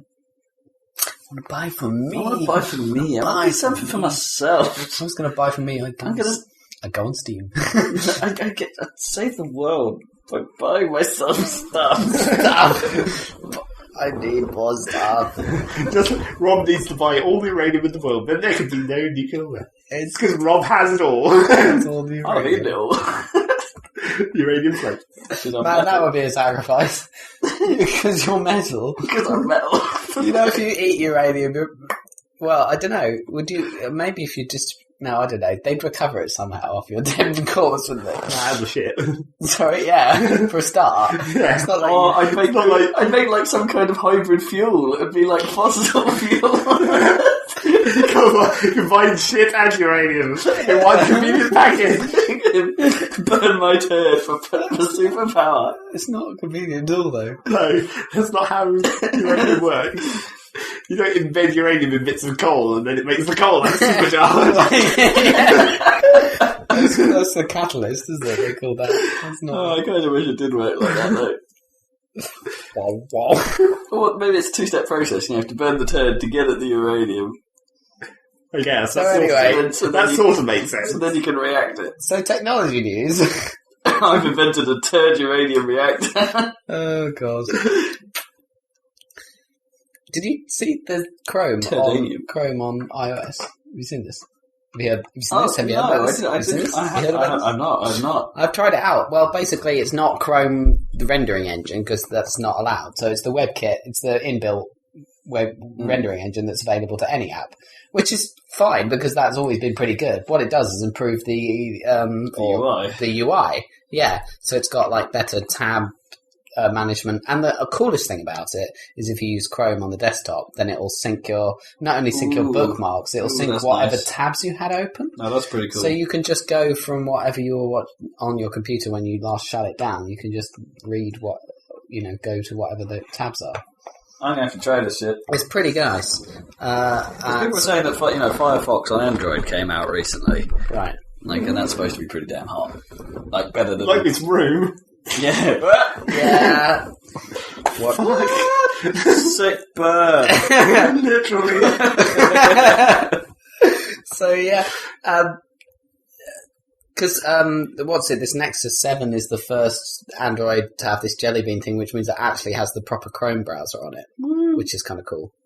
And of course, presumably the Surface tablets, since they run Windows 8, you'll be able to just run Chrome on it. Although I don't know how touchified they'll make Chrome for Windows 8. It was always kind of dumb that it did, in fairness. Yeah, exactly. So what am I typing? Oh yeah, Chrome. He's downloading Chrome. You're turning on some more electronics to make some more heat. Good times. Look at all that radiation coming off that screen. Directly into your face. Sweat. Yeah, so... I'm just looking at the other Chrome things. Like the bullshit. So I don't know how much it improved, because the iPad, because you got more screen space, it's got nicer tab stuff on mobile Safari anyway than the iPhone. Chrome could not be purchased at this time. I got that. Apple are still fucking it in the ass before it could be released. Well, I managed to get it. I can't remember. Yeah, maybe you just need to try again. I don't know. Maybe everyone's downloading it. Maybe. Possibly. It is super popular, I think. So you can swipe from the edge of the screen, that new technique. Oh, yeah. To change tabs. Which made me think, how come on mobile Safari you can't do what you can do on a Mac and swipe with two fingers to change tabs? Oh, it's working now. Fuck you, App Store. Why can't you do that? Because you got multi-touch on the phone, right? And the iPad. Because it's 4-finger swipes on iPad. It's like to go between apps, you 4-finger swipe. 4-finger swipe? Yeah. Okay. Snakes. I didn't know you could do that. Then you can 4-finger swipe up to get to the multitasking bar. But that's not going to work on my phone. I mean, No. I can't even fit 4. No, true. You're doing a 4-finger swipe on the phone doesn't work. Can you switch tabs in your browser with like? No, I believe you have to click the I suppose the you've little got tab button. Yeah, because on the phone, of course, if you want to switch tabs on your iPhone and you've got mobile Safari, you press the little thing and then it shows you all the tabs, and then you have to swipe across to the one you want and then press it. So it's it's a bit of a. Stop using a web browser on your fucking phone then. Why not? It's awesome. Well, sometimes you half kinda the have thing to, I use yeah. it for is for the internet. It's pretty sweet. It's pretty good actually. I'm on a lot of buses, and I do a lot of my tweets to the Saladcast from a bus. Therefore, my phone is... Yeah, but you have an iPad now. You could use that. I don't have a 4G iPad. That's true. But we wouldn't have 4G here anyway. Anyway, but what I'm saying is, check it out. It's pretty nice and it's It free. looks like Chrome. Yep, it's pretty chromy. If you like Chrome, get Chrome. Yes. Why would Chrome want to send me You've got notifications? it actually looks like Chrome. It does. That's why I'm saying it looks like Chrome. That's pretty cool. I'm not lying. He's using his eyes. Obviously, it doesn't on the iPhone. There's not enough room for it to look exactly like Chrome. It's kind of nice. Guess what? It's Chrome. So anyway, Take a tour of Chrome. no, Let's do this. Tip 1. How to search. Use the search box. Right, I'm learning. Stuff. There we go. Sign in. Incognito. I can incognito on my Chrome. All that porn is mine for the viewer. that's what it's all about. Anyway, I'll come back to the Chrome-ness. How's that? You close the app by doing a 5. Oh, yeah, that's the other thing. Crunchy thing. Yeah, you can crunch apps out of existence. Ah. They should have made a paper effect. for Look, that. there's the Earth. Die! That's pretty awesome. They should have made a crumpling paper effect. That would have been better. Yeah, the screen should sort of just... Because they have that origami photo viewer where it folds things onto display and stuff like that. So they should just paper scrumple the whole screen and go... Have you seen that ridiculously pointless animation they put in to the new iOS 6? I don't know if you saw any of the presentation, but I haven't seen it in action. Well, they've got this new thing for it's called Pass something. Anyway, so it's like, tickets, boarding passes, but all on your phone instead of physical things. So Right. you just hold it up or whatever and show it or whatever, however it scans it. But it keeps them all, no matter if it's cinema tickets or plane tickets or whatever, it keeps it all in this one app. Yes, all the I have partners seen will. that. Yes. But then if you delete one, it brings up this ridiculous shredder and shreds your ticket. It's like, this is over the top. Well, have you seen the new podcasts app? I haven't. Is it much better? Well, it kind of is and it isn't. Above iTunes, it finally supports auto-downloading and subscriptions Oh, really? on the phone, Oh, that's nice. which is nice. It's because I'm now listening to the Bombcast on a regular basis. The Volcast. But sometimes I forget to download the fucker in time. So it's like, I've run out of cast and I'm halfway through my trip home. What do I do? Oh god, I'm going to have to listen to the radio. Fuck you, Greg James. Now you know that podcasts are superior to bloody radio. All the archers, oh god. You can't even get with 6 Music because you've got FM. Or It's a car. Damn it. Not many cars have DAB yet. For some reason. Although that is becoming standard now. Oh, I hope so. God damn it. But yeah. So now it auto-downloads. But it's one of those, it's kind of slow because it's kind of over-engineered in classic Apple fashion. But is this out now? It's out now, it's available, it's free. Do I just go on the App Store? and- Just get it, man. Get it. Jesus. Fucking do it now. Jesus fucking Christ. It's like live app getting. I'm fucking doing it, man. God damn it. But What do I search for? Podcast? Podcast, that's it, yeah. And it's Apple. Yep. Rough. But it looks like an old school tape deck with big white reel-to-reel looking thing. That's the one.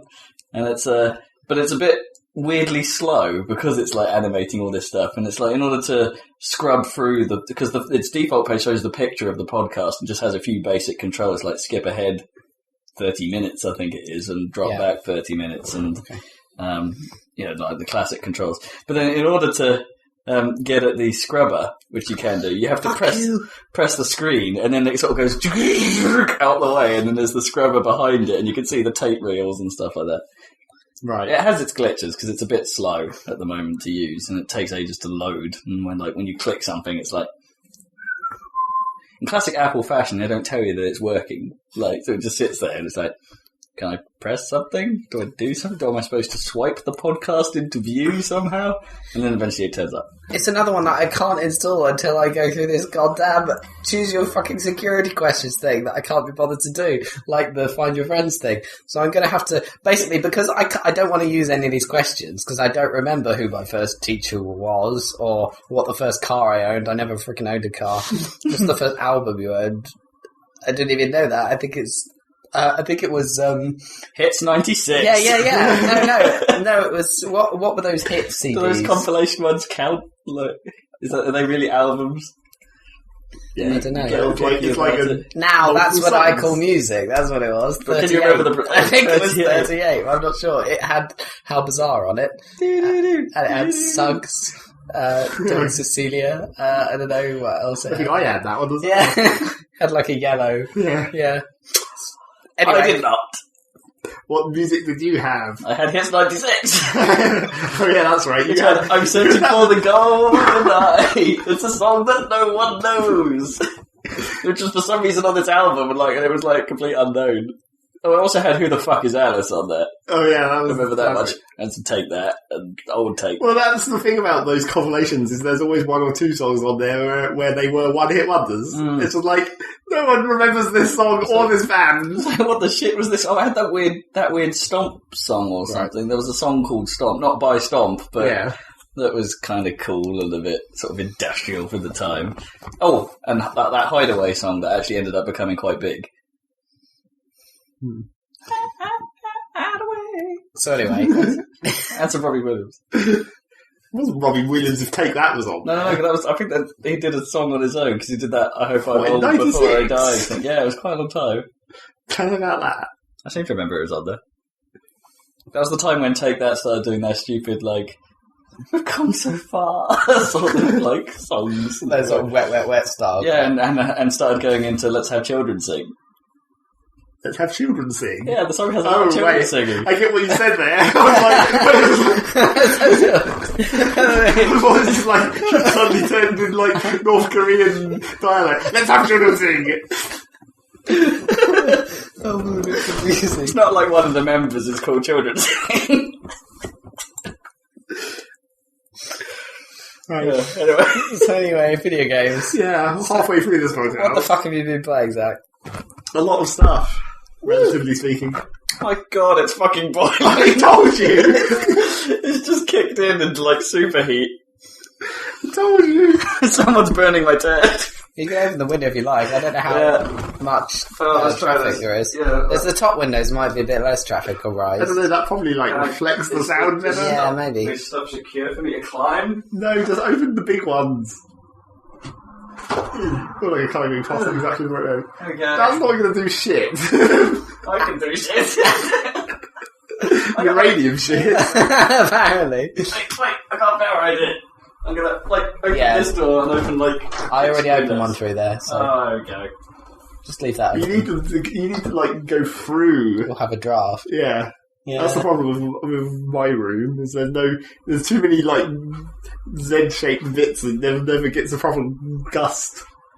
Well, maybe if I have a slight opening, so hopefully it won't make too much noise. But yeah, that might work. Oh, I can already feel it. I'm going to be over here now. Video games. Yeah, I played some. I think first let's talk about the Penny Arcade games. Okay, Penny Arcade. Because Penny Arcade Episode 3 came out. The rain-slick precipice of darkness! Part 3, which is nothing like parts 1 and 2. Yeah, Part 3 came out, and exactly as I predicted, in fact, I sent it to Rob while I was at his house, that I was waiting for 1 2 to go on sale so I could buy them, because obviously they're going to go on sale when 3 came out. And then by the time I got home, they were on sale! I was like, woo! Have you never played them before? I played one all the way through due to a glitch where I was playing the demo and it just forgot to stop me. Oh yeah, I forgot about that. It was like, oh yeah, carry on. That was pretty funny. So yeah, but I replayed one in the interest of actually remembering what the fuck was going on. What, the whole thing? Yeah. It's not that long. Reasonably long. It's 2 hours. Is it? Yeah. Especially if you already know what you're doing, of course. Yeah, maybe that does help as well. The thing, yeah. I seem to remember the second one being a lot longer than 2 hours. No, I don't know, it was about the same. And maybe I just suck. 2 was not really. 2 was worse than 1, in my opinion. because it was just like there wasn't anything too. The story wasn't so great. Was No. it? It's like it doesn't have a more of a. It's like It's like it's grander because there's like more areas and there's more baddies. And well, like one more area, and like if you're it's a bit bigger in scope. and the mechanics in the battles are slightly more manageable. I think too. Definitely. Or well, maybe not even more manageable. They're also more complex. It's like Gabe's special attack in 1 is mash button and then timer button, whereas in 2 it's like a D&D but only left and right. Yeah. But it's D&D? Wait, DDR. DDR. It's a Dungeons. You have to play a whole round of Dungeons and Dragons. That would be Tycho's power. Yeah. I mean, like an old track and field game. Yeah, exactly. Apart from like not rhythmic, it's like it's not alternating. Oh, it's random. Right. Okay. And it gradually speeds up, so the longer sequences get faster for the higher power. But yeah, I always kind of liked that active element to Penny Arcade's combat.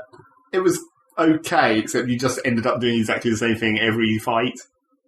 It was all you ever did was use the special moves, unless you happened across one of those enemies, which for some reason had super high resistance to special moves. Well, I suppose that was the thing that they did in 2. They mixed up the enemy resistances a lot more. Well, sort of, but they just made them sort of everyone was more generic. Because they didn't have so many that were very specific resistances. Which is like vague resistance. And of course, I think clearly the best thing about... Vague resistances. I'm vaguely resistant. I'm resistant to vagueness.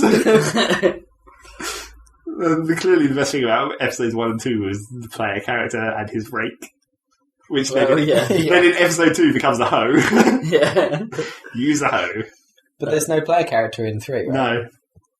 It references that very briefly at the start, where it's like, do you remember the time when we stopped that god with that mysterious third party?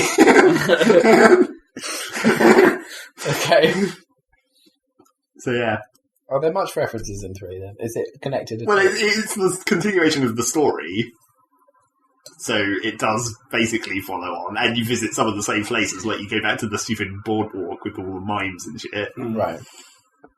But yeah, which are always funny because not the mime. It was the quartets that were the funny. you like the barbershop quartet? No. The mimes were pretty funny. There we go. I just like the singing dudes.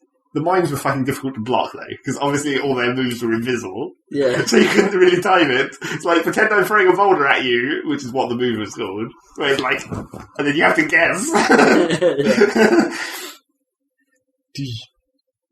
Pretend I have a grenade. Yeah. They were pretty cool, to be honest. I like the combat and I like the style of those games. They're just... and a million fruit fuckers. Yeah. Although I'm assuming that maybe that storyline ends after 2, because you kind of kill the big one. Yeah. Well, you still get a few fruit fuckers around. Especially on the boardwalk. They're like residual. Fucklings. But yeah. They don't stick around.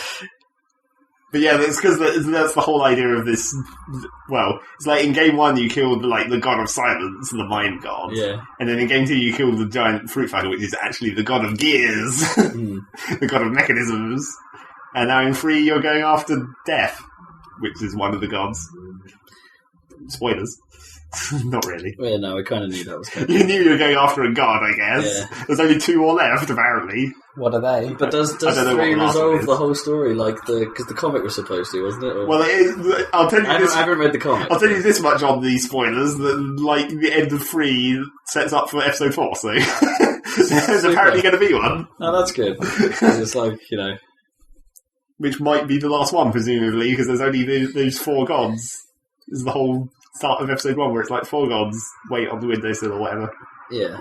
And then there's only 3 because you kill the silence, and then there's only 2 because you kill the giant robot, and then you kill death.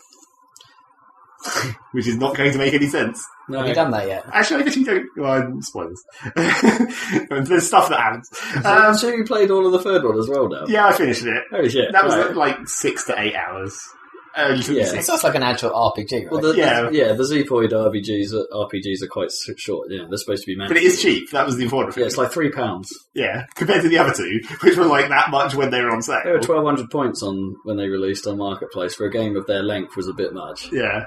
No, wait, the first one might have been more. No, the first episode was 1200, and they released the second episode at 800. Yeah, They sort of got wise, but not wise enough. But yeah, 3 is kind of awesome in a retro style RPG with a sort of interesting battle mechanics and class mechanics. Crabomancers. Actually, that was kind of the weird thing. Like all the generic enemies.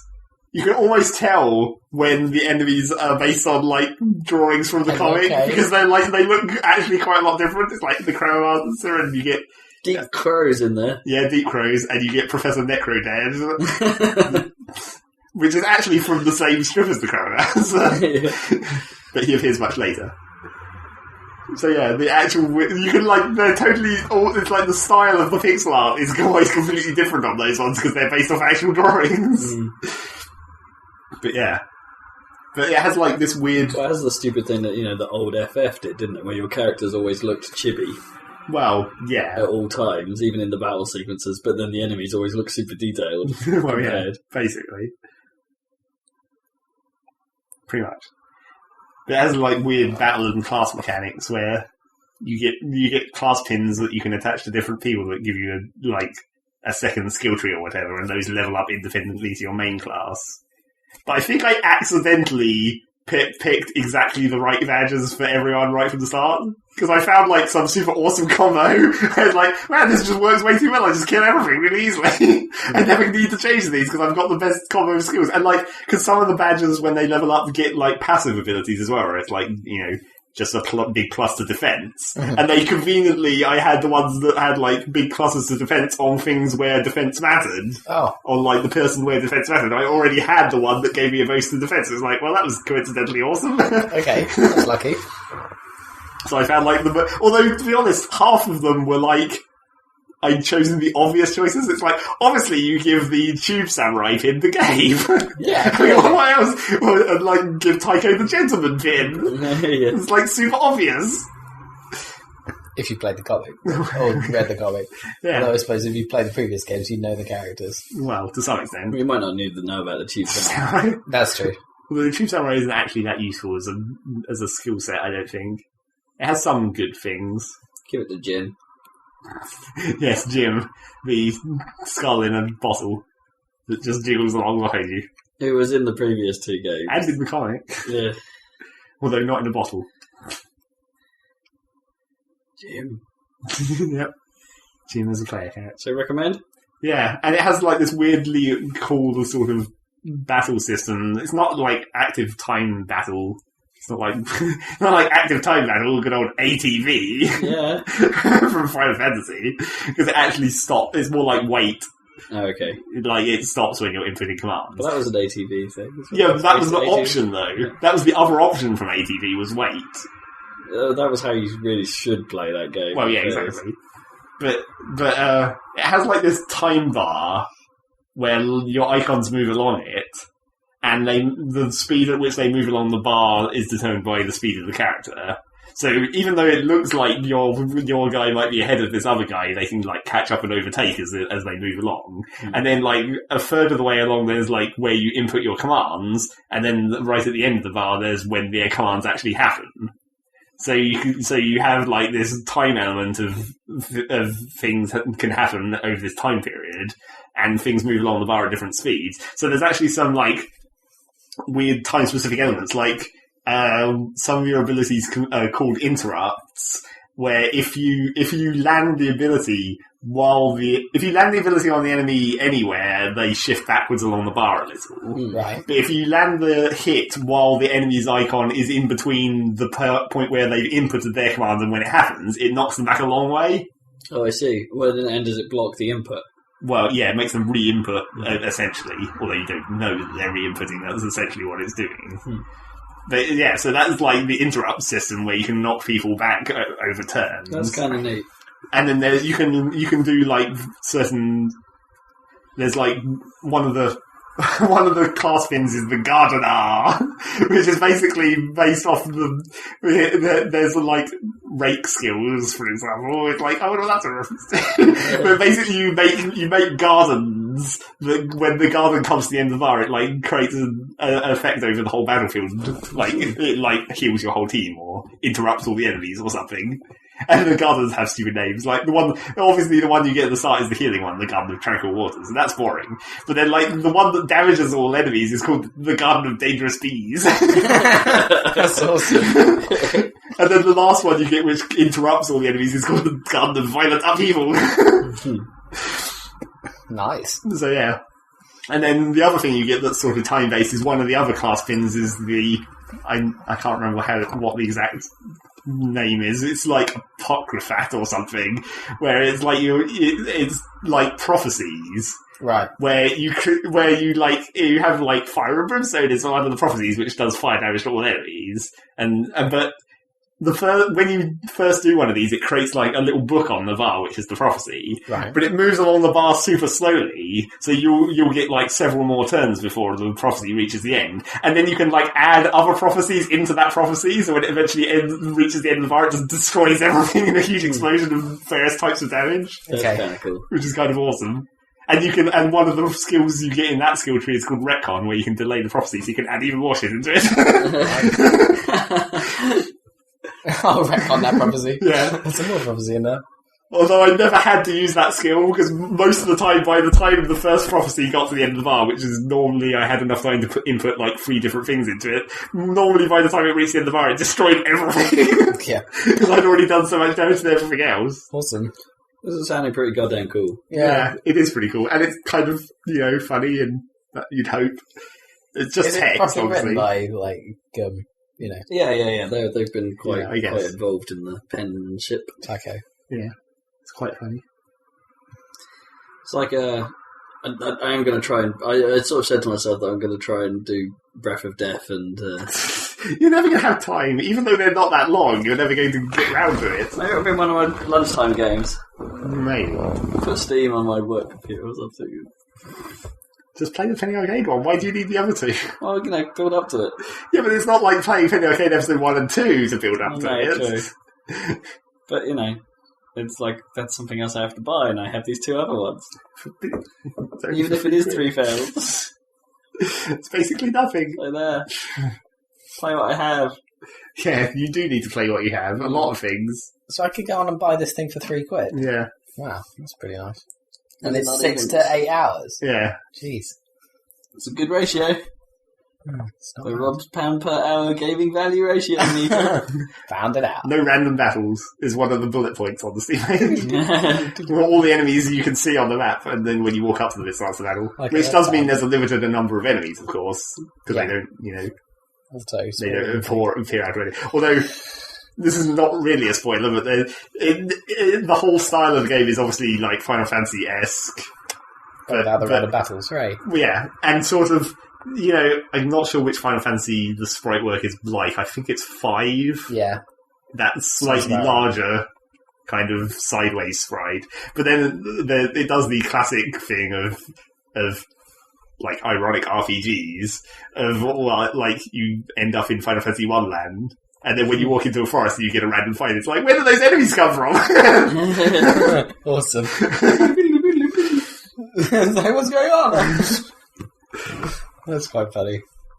It's a classic ironical RPG style. You talk to an innkeeper and he's like, rest here to restore your health points. And they're like, we restore our health points automatically at the end of battles. What the fuck are you talking about? Oh yeah, that's the other thing that's maybe different about this in terms of RPGs. Like, you restore your health points at the end of battles, which is sort of, that's been done in Final Fantasy's modern ones, I guess. But you also, like, your items aren't restored at the end of battles as well, and you just buy upgrades to how many you can have during a battle. So it's like, even items are no longer, like, a limited stock. You don't have to go and buy a shit ton of potions. You just buy an upgrade to how many potions you can have per battle. Oh yeah, that kind of happened in the previous games, didn't it, actually, to a degree? You had, like, limited stock. Well, yeah, but then you could just find them by hitting shit. Well, yeah. Rather than, they didn't restock themselves. That's kind of a weird system. But, convenient. No pissing around going back to shops all the time. So yeah, that's that, I guess. all three of those. I suppose that's kind of like the grenade system in Mass Effect in a way, isn't it? It's like where they added grenades to the power wheel. Yeah. Where they're like limited use until you find ammo for it. You're finding ammo for it. That's the whole point. You don't find ammo for this. It just replenishes instantly at the end of the fight. So anyway. What else did I say? Oh shit, yeah, old games. Old games. Yes, I've... Gonna retro.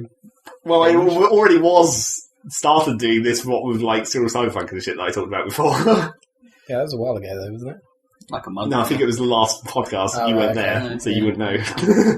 Back on the Cyril Cyberpunk binge. But after those Where do you even get that now? Can you I've still download got it. Alright. I've still got the original CD. Is there any other way to get it? Like, Well, God only knows. there with anyone. You should like upload that shit somehow to me. Well, there are YouTube videos of it, so Oh, at least really? one other person in the world has played it. That's played Cyril Cyberpunk. Jeez, do you know who made that or what? It was on that demo CD that I got I don't in know who made it. like March '96 off the Yeah. cover of PC Gamer. It was ancient. Yeah, It's 96. Basic. that was the best CD ever. It had everything on it. Yeah. It had the Command & Conquer demo. It had the Warcraft 2 demo. It had that freaking Strike game thing on it. It had the Rebel Assault demo, and I never even played it because I was too busy playing all the others, and I knew Rebel Assault was supposed to be shit, so I didn't even bother.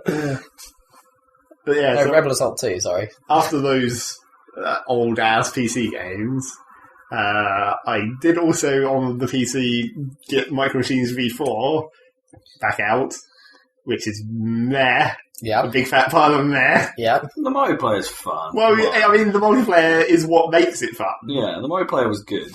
It's like, that's the same, that could be said for quite a few things. And like, you can have several shit games that are okay if you play them in multiplayer, because it's just comedy. I'd go as far as to say it's as good as V3. It is not nowhere near as good as For V3. multiplayer.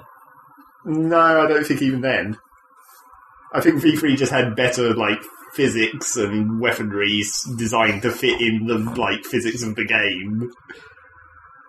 It's like, I think I also... What other game did I mention this about last Well, at week? least 4 simplified the aesthetic rather than that extremely tedious menu system that V3 had. But that's just a menu! I know, but it was... And actually in 4 they simplified it too much and it looks really cheap. I know, I remember cool. the V3 menu, the 2D crazy The road asymmetric system. road. It was alright, but it just took ages to do anything. Literally still go. Yeah, exactly. There's no drivers anymore in 4 either, that's the other thing. Which is good. It's clearly missing. It's all about the cars. What happened to the franchise? Are they making it?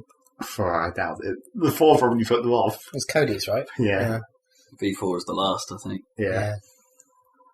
So yeah, I played that. Also, I'm not sure Micro Machines as a brand is really about Well, anymore. Yeah, I guess that the toys are no longer like super important like they were in the 80s. That's true, yeah, I guess. You know Hot Wheels? I saw them, like, today that they made a giant Hot Wheels loop in the middle of Los Angeles and had, like, rally drivers driving around it at, like, 7 Gs or something, pulling 7 Gs as they went around. They did 2 at once. So 2 of them went round the thing. It was at the X Ken Games. Block. It was X Games. I don't know if it was Ken Block. Of course it was fucking Ken Block. Yeah, probably. But they were He's like orange. the Tony Hawks of driving. But they were like the exact same colour as the ridiculous play set with the bright orange loop, Holy crap, but that's obviously dangerous. massive. I What kind know. of I safety don't think it's measures that did they dangerous. have? It's like a roller coaster apart from it's not attached to the track. It could be That's dangerous. pretty dangerous. Yeah, I mean, I don't know. What if the car engine cut out like halfway round? I expect they probably think that a car, that the one of these rally cars that have especially got mechanics and shit will probably operate for like 10 seconds. I hope so. Upside down? Yeah. Who tests a car upside down? I don't know. It's like because they how had like much of a car would work under gravity? What they have? What it would part? depend on the engine, like whether it was I full guess injected. it's or yeah, whether it Maybe was- and stuff like that. It would depend on the technology because it was like the Spitfires in World War II. What was the Messerschmitts had the fuel injection, and the Spitfires had like a what's it called? I can't remember the part, but whatever it was, when they went into a steep dive, it would cut out or something. So, despite the fact they were more powerful, if they got into a bad position, they were in trouble. Yeah. So they had to invent some kind of crazy, or some woman engineer, or in a factory, came up with this thing that made it work. Yeah. But also, by the time you get to the point where you're upside down, you're probably going fast enough that you're going to make it. Yeah, you have to make it up then, yeah. Yeah. Anyway. And you're in a car. If it falls off, you're totally fine. No, It's but got a you fucking roll cage. Yeah. You could true. precisely do it. So it's like, but it's quite a way of fall, is one thing. Depends how big the loop was. Yeah. Regardless of if you have a roll cage or not, it's like if you sort of land, it's going to hurt real bad. Well, that's what car crashes are like. Yeah. It's probably not as Generally, they're dangerous like in the front of the car. You don't like crash at 100 miles an hour on the roof. I'd say it was less dangerous than an Evel Knievel stunt, but still very dangerous. Yeah, Probably less you're dangerous than right, doing yeah. a loop on a skateboard. Possibly. They do that all the time. I'm not sure about that. Because it's like they're If you fall really off low. yeah, but if you fall off that and you like smack into it, you can easily kill yourself. Much more easily than a car with all those safety features. No, I think that's probably less dangerous. They had a black line in the middle, and I just couldn't tell if it was that they were supposed to, so that they could tell to steer to keep that in the middle of the car, presumably. Whether it actually had some kind of cheating in it, like some kind of magnetic strip or some shit. Can't be weird. I don't know. But yeah, it was pretty crazy. So anyway, micro machines. So yeah, that was that. And then I moved on. Does it glitch on your machine? In what way? Because on the garden levels on my machine, I used to get horrific graphic glitches. On V4. On beef, anyway. Not that I noticed, I don't think. Like, I'm talking like errant polygons, just deciding to Well, that whole game may have error polygons. just sort of go across the screen. No, I don't think I saw any big ones. But yeah. And then I moved on to... I'll show you a big one. Shit. Big polygonal uranium shit. So, then I moved on to some GameCube stuff. Because, I don't know. Break out the GameCube. Well, no, to put it in the Wii. Oh, okay. But yeah, I dug out Pikmin 2, played a little course. bit of that Yeah. from the start again, because I didn't see I'm never going to get anywhere through that fucking game. I've got to, like, Is it the hard? completion where you've earned back the money that you had to earn back, like you have to earn 10,000 coins or whatever. But then when you come back to base victorious with your 10,000 quid's worth of treasure, you realise that you've left your co-pilot behind! And then the president of the company accompanies you as the second guy for that section. Right. It's actually kind of funny. Okay. Because you can, you have the two guys that you can switch between them, Yeah. so you can manage, like, two groups. Yeah.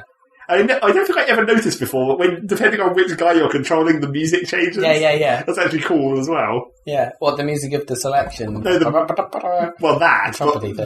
but also, like, the actual background music changes. Oh, right. It's like Olimar's music is the Nor one, but if you change to Louis, it kind of gets to like a little kind of bit of rhythmic where it's like instead of just like it's actually kind of funny. She brings the tuba. Yeah, Louis is the budgets, and then I can't remember what the president's music is because I don't think I played very much with the president. Yeah, presumably it gets all like corporate, corporate sounding, whatever that sounds like. That sounds like Trumpets. So that was as far as I got in Pikmin 2 that one time, and then every other time I've started over and then never got that. Orchestral swells with drum beats from But some of 64. Some of Pikmin 2 kind of sucks. I'll say Well, the undergroundy bit. well, no. I mean, it's nice that you're no longer time limited, obviously. Yeah. So that was always a royal pain in the jacksy. Yeah. And, well, I mean, there's still like the daytime cycle when you're on the surface, but when you go underground, you're not time limited even that much. Right. And you don't have a limit of days on the surface part. Right. So you just go round and round. Yeah. So you can do however many days you want. But the trouble with it is just like, well, it's sort of, I'm not sure if it was a combination of complexity and like difficulty, but it started to become sort of annoying where, well, I mean, they introduced the two more colours of Pikmin, which obviously just makes everything slightly more complicated Yeah. in itself. Slightly more so, yeah. Where instead of just like having the three elements of like fire, water, and electricity to deal with, you now have poison as well for the white Pikmin. So it's just like adding another layer of having to like split up all your groups, and then you bring this guy over here and do this and this and this. But then they also like made, there's quite a lot of, I don't like some of the enemies of Pikmin 2 that are like much more hard, and there's this one particular kind of enemy in the underground sequence that just super annoys me every time, where it's basically just a fucking gun. Right. And it just shoots explosions at you.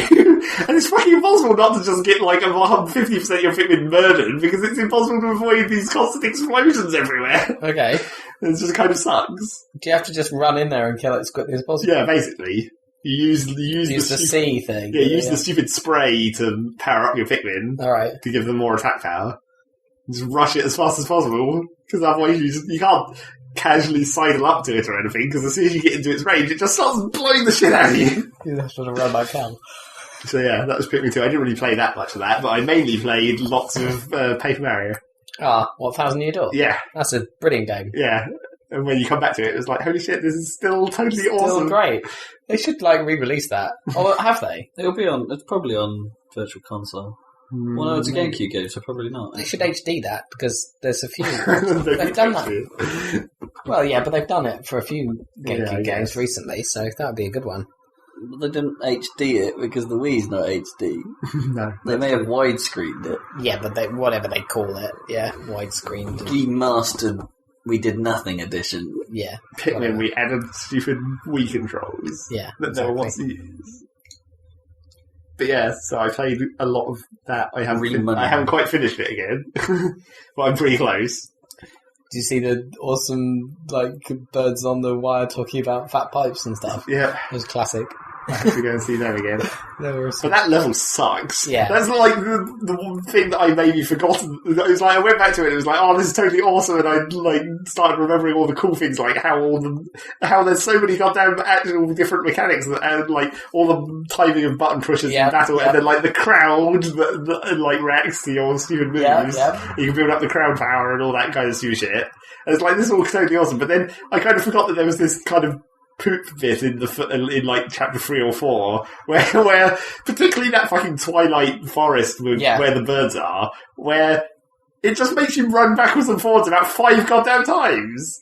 Where it's you start from the town, you go out to where there's this tree fallen in the road that you can't get past, and you pick up a key, and you take that key back to town to get into a room, and that gives you the power to get under the tree. So you go under the tree, and then you go to the steeple. You get to the steeple, and you do a thing in there, and then you're like, oh shit, I have to go back to town. And then you go back to town, and then you meet a person in town who's like, oh, we need to go and find the secret room in the steeple using my new power. And then you go back to the steeple, and then you get the thing in the steeple, and then it's like, oh right, now we need to go back to town and fight the final boss. It's like, you run along that same bit of path about 5 goddamn times, fighting the same shitty annoying enemies. The Paper Mario developers just get bored halfway through making the game, because they did that with Super Paper Mario in that stupid factory. Well, it was much worse in Super Paper Mario for level design in general.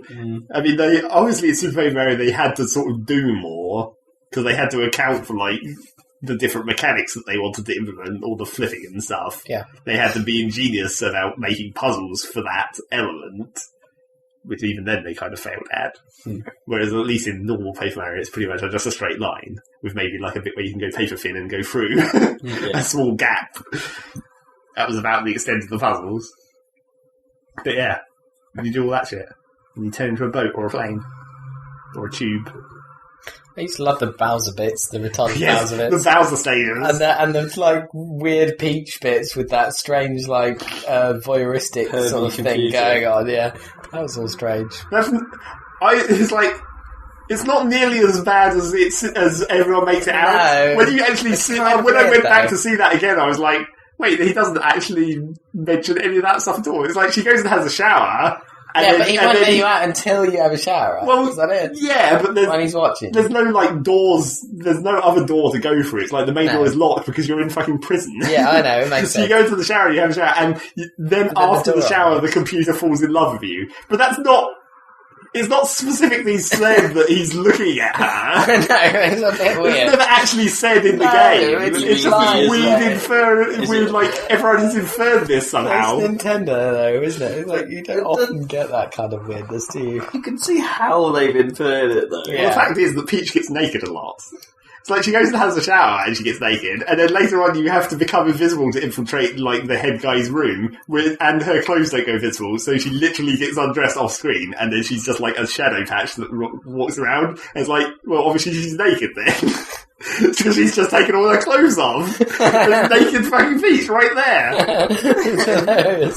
Although, when she was walking around in that mode, it still sounds like she's wearing high heels, so I don't know what the fuck's going on with that. Clip sound. Yeah. They're not shoes. Yeah, they're just part of her feet, clearly. Peach is cool in that game. It's one of the best Mario games of recent times. Yeah, clearly. And Bowser. And Bowser. The Bowser yeah. stages. With the Bowser-ified music. Yeah.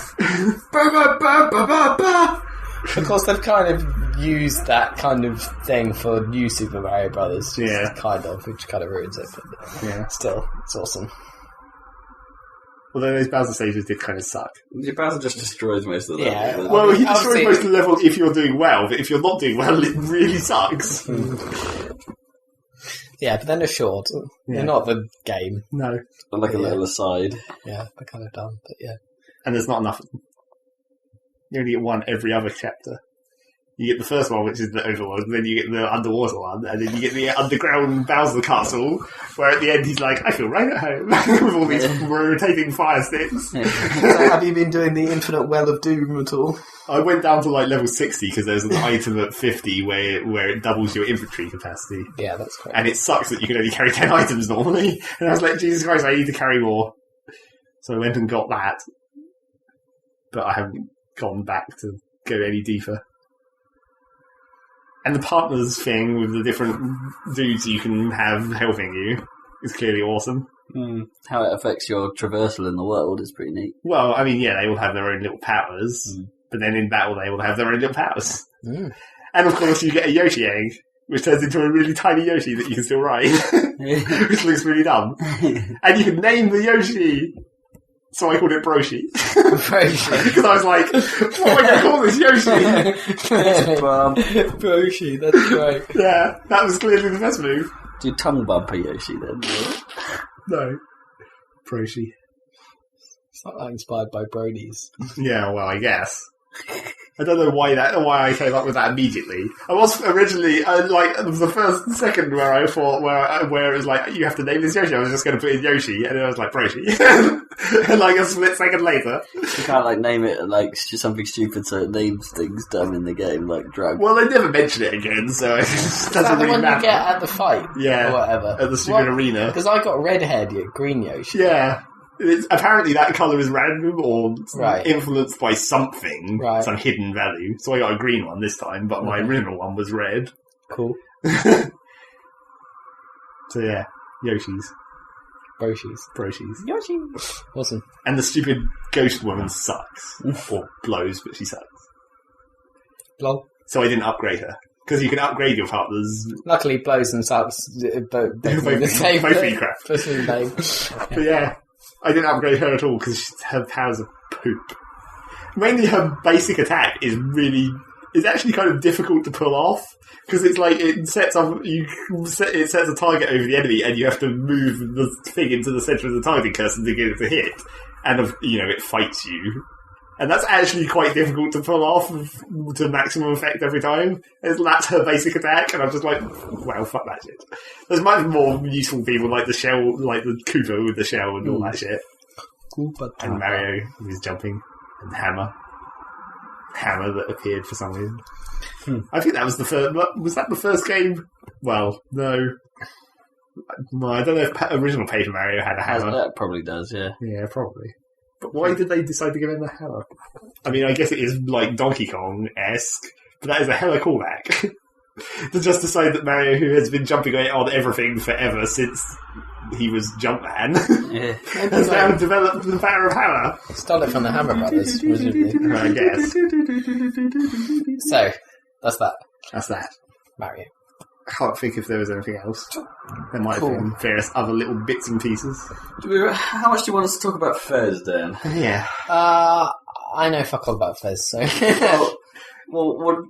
The question is how much are we allowed to talk about Well, Fez? if you've got to a spoilery point, maybe you should discuss what else you've been playing other than Fez.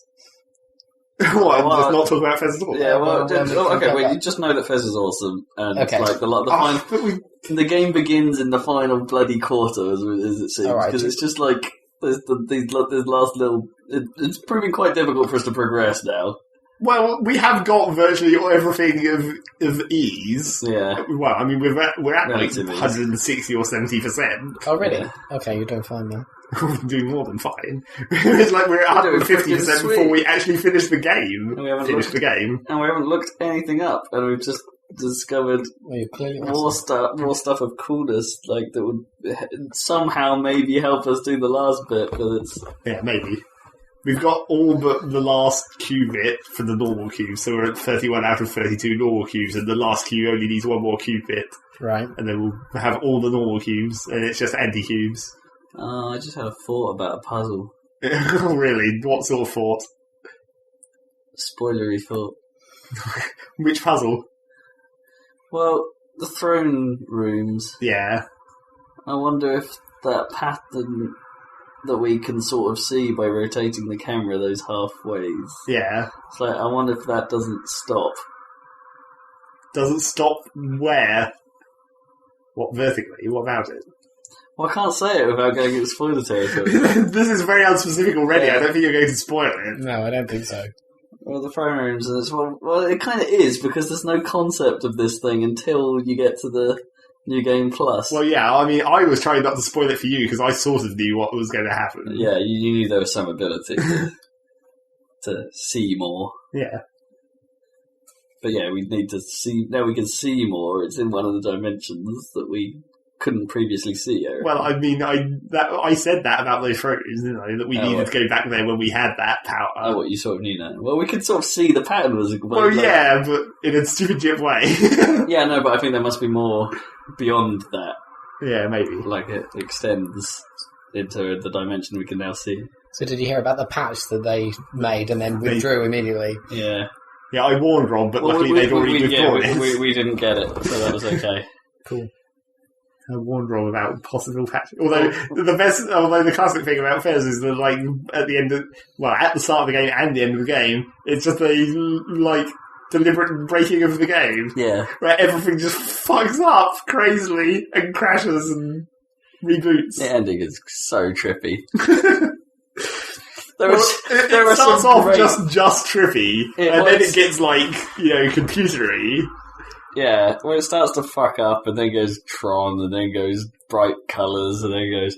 The funniest thing is during one segment where it's basically going through the rainbow of colours and zooming very fast into the screen. We had Kippers on voice chat at the time, who was playing Halo, and he wasn't having a very good night of it. So while it's doing this crazy zoom effect, it just goes, fuck! As we had the Kipper's ambience to our NCS, where periodically, as it was like flying through space and zooming over things, you just get Kippers going, fuck! Fucking ridiculous! As everything spins around. Goes all 2001 at the end. Yeah. It was funny. So yeah. And then I'm not sure whether it was intentional, but it does a psych out of the stupid sunglasses emote. Deal with it. Right. Because the glasses come down. Well, I'm not sure it was meant to. Yeah, I'm not sure whether it was intentional or not. But the glasses came down, but you were facing the wrong way, so they landed like half on your head. I'm not sure whether that was intentional or not, but it was basically because it's pixel art. It looks exactly like the emote. Sunglasses, right? And I was like, it's going to do it! And then it was like, oh, he's facing the wrong way. Which may have been intentional, but it was pretty funny. I wonder if the bit of the text that comes up there in the mysterious language says deal with it. Yeah. And then it does. We still have to use that. We're probably at the point where we should probably start decoding some of that. Yeah, because we're basically we've worked out the language. And sort of. There's the fucking book. Well, the book is... Which is different. Weird. Yeah. We're going to have to make another attempt to translate that. But the Hypercube talks to you at the start of the game and at the New Game Plus start of the game. With more it says different stuff. Yeah. And we've never got around to translating that. Even though we could. It would be easy. We could now, yeah. It would take like 5 minutes. Yeah. That's not a piece of paper. Yeah, exactly. The book did my head in, though, trying to work that out, because it's just like, well, we haven't worked it out. No, the book doesn't seem to make any sense. No. But apparently it maybe should. So how much of a notepad have you used while playing? A little bit. We've not had to do maps, and we've not had to really... Because a lot of it's like we didn't have to do maps because we just got everything. Yeah. We just went through every door that wasn't opened in order from top to bottom on every screen. I mean, we're going to need it for a few more of the difficult puzzles, but some of them are really proper annoying. The observatory might be we don't really know what we're looking for there. No. We tried all kinds of things because you look through the telescope and you see star formations, and it makes tetra shapes, and tetra shapes in the universe mean are basically a code. Right. But it's like you've got 4 different views because you can rotate in 4 different directions. But what order do these 4 different directions come in? And like, does the position of the star constellations in the view of the telescope matter? Because I was thinking, because there's like on one of the walls there's a picture of a spiral, so maybe you have to do them in order from spiraling out from the middle or spiraling inwards. But we couldn't. But we tried that and we couldn't get the work. So okay, this mysterious blinking star and what looks like a moon of some kind, well, we know it's a moon because you go there. Spoilers. Well, yeah, I suppose the locations aren't really spoilers in that game. No. It's purple. It is purple. And low gravity. Yeah. And the owls! Oh yeah, we haven't worked out what the actual thing of the owls is. Although we think that's probably going to be the new view thing, is probably going to maybe with that. Yeah, we might have owls. We may have that. But yeah, great go. Seriously, great go. Cool. If you're awesome like us. Yeah. Probably not. Probably get nowhere without you, especially you, Zach. Well, I don't know. It's not been crazy difficult. No. I might have missed the language clue, in fairness. I honestly can't believe that you think you would have. Yeah, I don't know. I didn't spot it at first. It's just like, yeah. It's super obvious. And so, like, the most basic way of ciphering language. Yeah, I mean, we were thinking it was going to be a real big problem. Well, Caesar cipher. No, it's simpler than that. It's like when we thought it was going to be, we thought it was going to be actually quite complex. I was well prepared to just take all the text that the hypercube said and then, like, look for words that were, like, and then start working out from there. Like, this must be E because it appears in this 3 letters, or A because it appears by itself, and start working out like that, but it was actually a lot easier. It's much simpler. Yeah, it basically, you get some stuff that's like, this is a sentence. You know exactly what this says. You can work out, you can work even out. Even though you don't know what the symbols are. And then you just work it out. The numbers, on the other hand, are a big fat problem. Yeah, the numbers seem to be a pain in the arse. Because I thought I had it, and it made perfect sense. Yeah, you had quite a good system for it.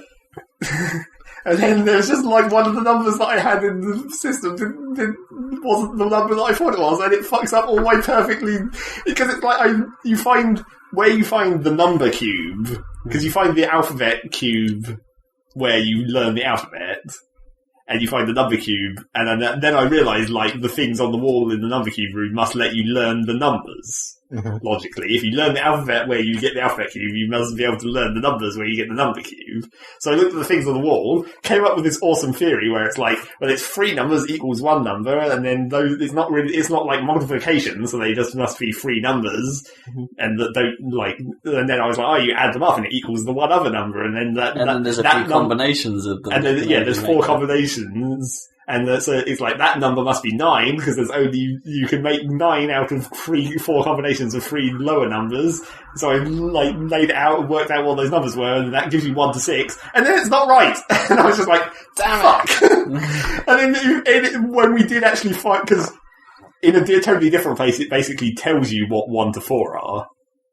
And 4 was the one that 4 in there in the place which very blatantly tells you what 1 to 4 are was not what I had 4 as, so it totally fucks up 5 and 6 and 1, 2 and 3 in my theory. I don't know, I thought you got 1, 2, 3 kind of right. Well, yeah. Because there's another room where that is kind of explained to you. Basically the same room. Just has 1 to 4 on the wall of it, essentially. Yeah. But then it fucks up my theories for 5 and 6, and therefore fucks up 7, 8, and 9. And I was just like, God damn it! Yeah. This was all perfect. So close. Do over. So we haven't worked out the numbers. Oh well. Next time. Yeah. We'll get back to it. But it's neat. It's a game that gets you thinking on very lateral, on sort of, well, I'm not even sure it's really lateral thinking. It's just like, Well, you don't think, you jump. And then you fail to jump, and then you fall. I got some of this stuff. I'm not just Jumpman. I like to think. Maybe. Oh yeah, and that was the other thing that we haven't, that we legitimately don't have a clue about, that mysterious crate that's just floating a mile in the air. Oh yeah. Because I can't see how that's going to be a viewpoint thing. That looks like it should be invisible platforms, but we haven't seen anything that indicates if there are invisible platforms. That's true. So that's going to be awkward. I don't know, just have to go there and look about a bit. Yeah, exactly. Now that we can look more. Is there any other? I've been playing more Mass Effect 3. Yeah. That game has some serious difficulty spike issues. Because I'm playing in hardcore mode. Oh, right, okay. And, well, I got speaking to a friend of the show, Matt Macon, this week, and he was going on about, he's playing it in normal mode, and he's experiencing the same spikes as me, right. Like in the same places. So it sounds like it's not just me that has this, but there are some sections that seem obscenely hard compared to everything around it. Like, the game feels like it's almost got easier as I've been playing through. Like, and maybe that's just because the leveling isn't quite so well designed this time, maybe, but there are just certain bits, like dual brutes early on, for instance, like in Palaven. Right. That was a royal pain in the jacksy. Just so fucking hard, because there's stuff shooting at you at the same time you're trying to dodge brutes in an area with very little cover. Yeah. That was fucking difficult. Is that immediately after you get to use a chain gun, don't you? And then it's pretty. Oh no, you go down and then there's one brute. Right, that's right. During that bit, and then there's a bit later on in a compound. Right. Okay. Oh, I know where you are. Where there's two of them. Yeah. And it's like, oh goddamn. That was pretty tricky. The worst bit of the game so far for me has been the ending of one of the two Academy thing. No. Oh no, that was pretty fucking hard, tough. right? I found that bit hard. That was. Oh no, sorry. They're coming behind me, those bastards. I know that your Bartic guys are kind of helping from above, but you end up in this big arena. Bit was pretty tough, and it's quite open, and all the dudes are coming from all over the shop. Yeah, no, that bit was pretty tough. That wasn't the most annoying bit, though. Yeah, because there's the cover mechanics and height. How height doesn't really keep you safe anymore, which is fair enough, but it does make it frustrating from you playing it perspective. But the worst bit so far for me has been one of the Tuchanka missions, right? Where you're I quite like those missions. They seem good in theory, but then there's the bit at the end of the one where you're trying to rescue Primarch Victus's son. Oh yeah. She might not have been a Primarch at that point. Spoilers. Yeah, when you're trying to rescue Victus's son, and with the Harvester flying about. Oh yeah, I remember. And there's a section towards the end of that where you're in a sort of like an under a burnt out building or destroyed building, and there's a few bits of cover, and then the cannibals and marauders start spawning in around you, and a brute comes. And it's like, and that section's fucking impossible. Because for starters, like, you're in this awkward corner at the start where no one bit of cover there is really perfectly safe. Well, there is one bit of cover that's perfectly safe, but it's in a real choke point, so if the brute comes anywhere near you, you're fucked. And it's like, you just can't get out. If you move, people, they just come from all sides. They have a height advantage if they stand far enough away, meaning they can shoot you in cover. The brute has the ability to knock you out of cover. And it's really like the cover is so closely spaced that getting Shepard to do what the fuck you want him to do is really hard. The number of times I've just been shouting at Shepard, going, "Why the fuck have you stood up? Don't stand up, you motherfucker!" It's like, I've not told you to get anywhere away from that wall. Or I've done a power and it's done the classic move, Shepard to the left, and it's which is still it has been less of a problem since than it was. But it still occasionally happens. Yeah. And it's bloody annoying when it does. And your AI teammates are terrible.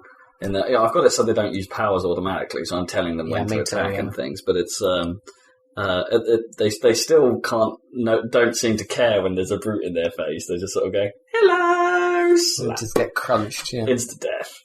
Which is a bit naff. It's like they just don't seem to. They seem fearless. Yeah. Which is really dumb.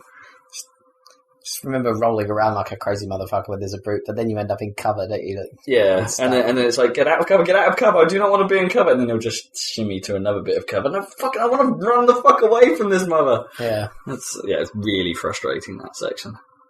And I got past it once, only to get one-shotted by the Harvester. I was like, oh goddamn, I didn't know that was going to happen, and that thing was going to be there. So I had to do that all again. I got very wound up. That's been the most annoying section of the game so far. And there's been a couple of spikes like that. When you go to the monastery and do the Samara bit. Oh yeah, the Banshee the Banshee fight at the end is pretty annoying. Banshees are hardcore. Yeah. They're cool enemies. They're cool. The bit where there's two of them, that's hard. It is hard, yeah. There's some bits like that. You have to run around. Really.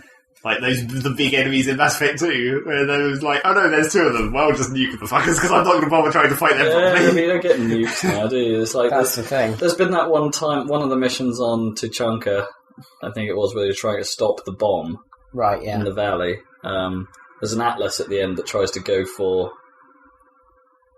Again, if it's Victus's son, isn't it, actually, later on that bit? He's trying to disarm the bomb. And an Atlas starts going straight towards him, and it's like, man, this is bloody impossible to kill him on time. Until you find that in a really sort of tucked away corner of the map, there's a cocking rocket launcher. And it's just like, well, we'll just one-shot that then. Yeah. And it's like, that section's impossible until you find that, and then it's really easy. Yeah. But it's just like, why... No, I don't know. It's so tucked away, and so like I would have never have seen it unless the icon had come up. Right. And if the icon hadn't have come up on my screen saying there's something at your feet, and it's like, what the fuck is that? It's a gun in the darkness. Great. Yeah, that was annoying.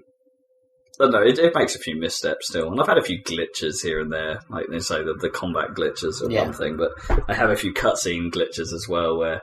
I had a great, super creepy moment where, you walk back into the CIC and Trainer often says something to you, and they sort of have this thing in the game where they sort of turn their heads towards you. Yeah. Pretty much turned a whole 180. Just like Exorcist. And it's just like, Garrus wants to speak to you. That's awesome. So that was terrifying. Okay. And there are a few moments where Shepard's hands just fuck up while he's doing something. Like, I'm sure I've had him trying to use a computer terminal with his hand fully bent back, so he just looked really camp trying to use this thing. And there's been some great ones where people have just, like, their face hasn't animated during a scene. They've just been like... Yeah. Or they haven't moved into the right spot, and then the camera just focuses on a wall while they're talking, and then the head just goes. I had that on the PC version. Occasionally, it would close in shot on someone's head, but they weren't there. Yeah, yeah. So there's been some funny glitches in the chat stuff. It still does that thing at the end of a conversation where someone sort of walks off camera, like Oh yeah. A classic. The thing. walk away. Yeah. Yeah. But it's sort of like, on one hand feels very polished. Like the combat is definitely had a notch up in terms of its quality. It's like there's and I love more the sound variety design. in enemies now. Yeah, and the soundtrack I think is even better this time because they seem to they've gone back on their Mass Effect 2 problem, which was to go all orchestral, and this time there are all the synth stabs are back. Yeah, which is nice. Feels more Mass Effect-y. Yeah. And the crazy bloom is back, and lens flares are all back. And it's like, yes, it's Mass Effect again. It's pretty bloomified. There's a lot of lens flare in your ship, isn't there? Yeah. Around, it's like, holy shit, everything is like... horizontal bloom. Just on the lights on the floor, just... Everything's made of lasers! And I did get caught by one of those shitty Reapers at one point, because my tactic for the scanning game was just like, really? Shit, there's Reapers in this section. I'll just go out, go back in, quick rush across the level and scan it while I do. Go back out, go back in. Yeah. Just do a quick run across. But that was one point where the Reapers keep moving for a bit once you find something, and that caught me out once. Right. So I went into something. They moved on top of me while it was zooming in. Right. And I did got my fuel for whatever it was. My fucking fuel. Everything is fuel. I want it to be something more interesting. And then I came out of the zoom and it was like it fades to black. Boom, boom, boom, boom, boom, boom, boom, boom, boom, boom, boom, boom, load, and it's like it loaded back to the point, and I had the fuel. It's like, well, that was a waste of time. Boom, boom, boom, boom. So that mini game was even more pointless than I originally imagined. It's dumb. Yeah, Dumb. it's pretty dumb. Dumb. So yeah, but on the whole, the game's pretty good. It's a good game. And I've started playing Bastion as well. A few hours into that, like 3. So we can continue the tradition of never not talking about a game for a million years because someone's always playing it. Yeah, you have to pick up on recommendation style. Well, I don't know much more I can add to what Dan said, in fairness. There's not a lot to say about it. No, it's good. it is good. I like the art and the music and everything. There's a certain zen thing about how you learn the combat as well. Yeah. It's like immediately it just seems like a bit of a clusterfuck. At first, But then you start to... start to see it a bit more. It's The like thing you is, that's have to all it train is. your eyes in a little way because of the isometric viewpoint and how a lot of things sort of float. Yeah, It's kind of hard to get your aim. the gas bag, the wind bag. The wind bags. Yeah. Yeah. But that is it, though. That is the game, the combat. You start to realise. Yeah, and it's like it's actually good that it's pretty nuanced and actually quite well done. I kind of wish there were more enemy types. Yeah, definitely.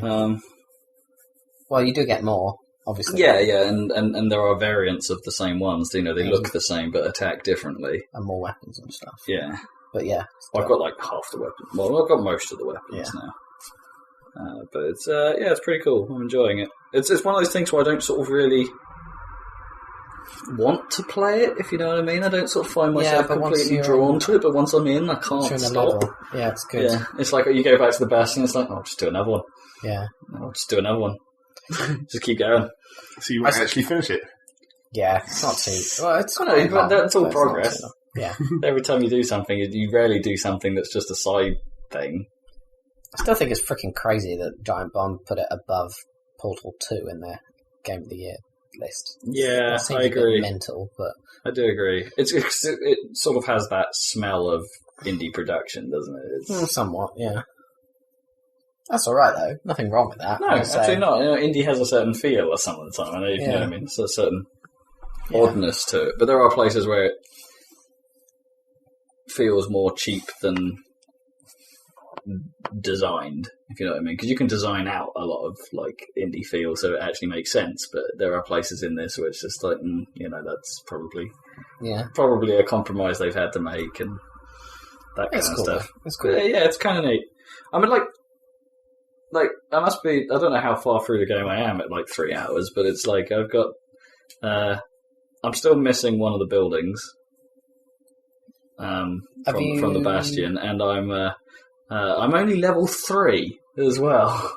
Are you still picking up shards? I've got a core to go. Oh, cores. Right, you've been picking up cores. Yeah, there's another half of the game, at least. Oh, okay. So I'm about nearly halfway, but I'm only level 3. Yeah. So there must be some hardcore leveling, or maybe that's what New Game Plus is for. Yeah, I think so, possibly. I don't know. I can't remember what level I got up to. But yeah, good game. Also, Pinball Arcade news. The iOS version of Pinball Arcade they've now sort of got rid of the confusing difference between the paid for and free versions of the main app. So now they're all free. Okay. Well, free is probably going to die a death and be removed because of it. But it comes with the Arabian Nights table for free. So you get a free table now. Play it. It's pretty good. It's pretty good. But it's pretty good. But it's hard. Do you watch that? Sorry, I'm interested. Watch what? Curb Your Enthusiasm. No, I don't. No, okay, carry on. I just sort of know of that. All right, okay. But yeah, and it's a good table. It's kind of hard. The ball has a tendency to go straight down the middle. Motherfucker. It's like, I can't do anything about that. Goddamn. And every 2 seconds, it's like fireball mode. Yeah, that fucking music. Yeah, it's like that happens a lot. But the sort of electric sitar thing never gets old. Especially have a really good ball, because the thing starts going really mental, because it sort of goes until it's like just playing notes so fast, it's just like quality game. People Arcade, bitches. Everyone with an iPad should have it.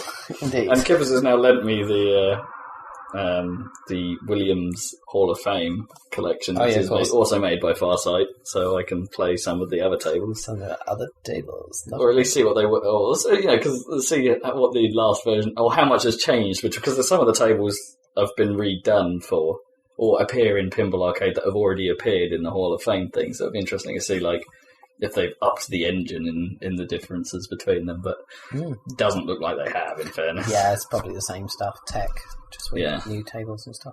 It's the best pinball tech out there, though. We're running out of time here. Running out of time. We've got like 1.5 minutes. Pyromania! Yeah. Me, the Pyro was pretty cool. I liked it. I really liked it. It wasn't nearly as good as most of the other ones. I don't know. It's better than I don't know. Some of the middle ones weren't so good. It's kind of funny. Like, obviously, Meet the Scout is probably the most boring. I quite like that. Mainly because it's just the Scout. Yeah. He's one of the best talkers. I think the demo is pretty crap. Yeah, Meet the demo's crap. And Meet the Engineer is just sort of... That's fine. That's okay. That was a good intro to the ironic. game. Well, no, Meet the Engineer I think worked well as sort of like setting the scene for the game before it came out. That kind of stuff. Meet the Heavy first. Meet the Heavy was first, yeah. That's the awesomest first one. But I thought they were both released before the I think Engineer was quite an early one as well. Meet the Engineer. Well, it was quite an early one. I'm not sure if it was before the game came out, though. Yeah, I don't know. But anyway.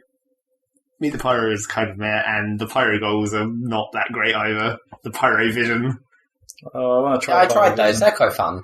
I mean, it's cool. They fixed the fact that it gave you a wall hack in 2 forks. Right, we're running out of time. Yeah, so meh on your front on the Pyro Radio update. Yeah, I might be enthusiastic about the Scout weapons that came in that update. Okay, so I've got to try the game mode. Okay, see what that's like. Oh, it's one flag CTF basically. No, well, that's still kind of fun. Right, well, thank you for joining us on the Saladcast. And join us for more TF2 content, etc. next time.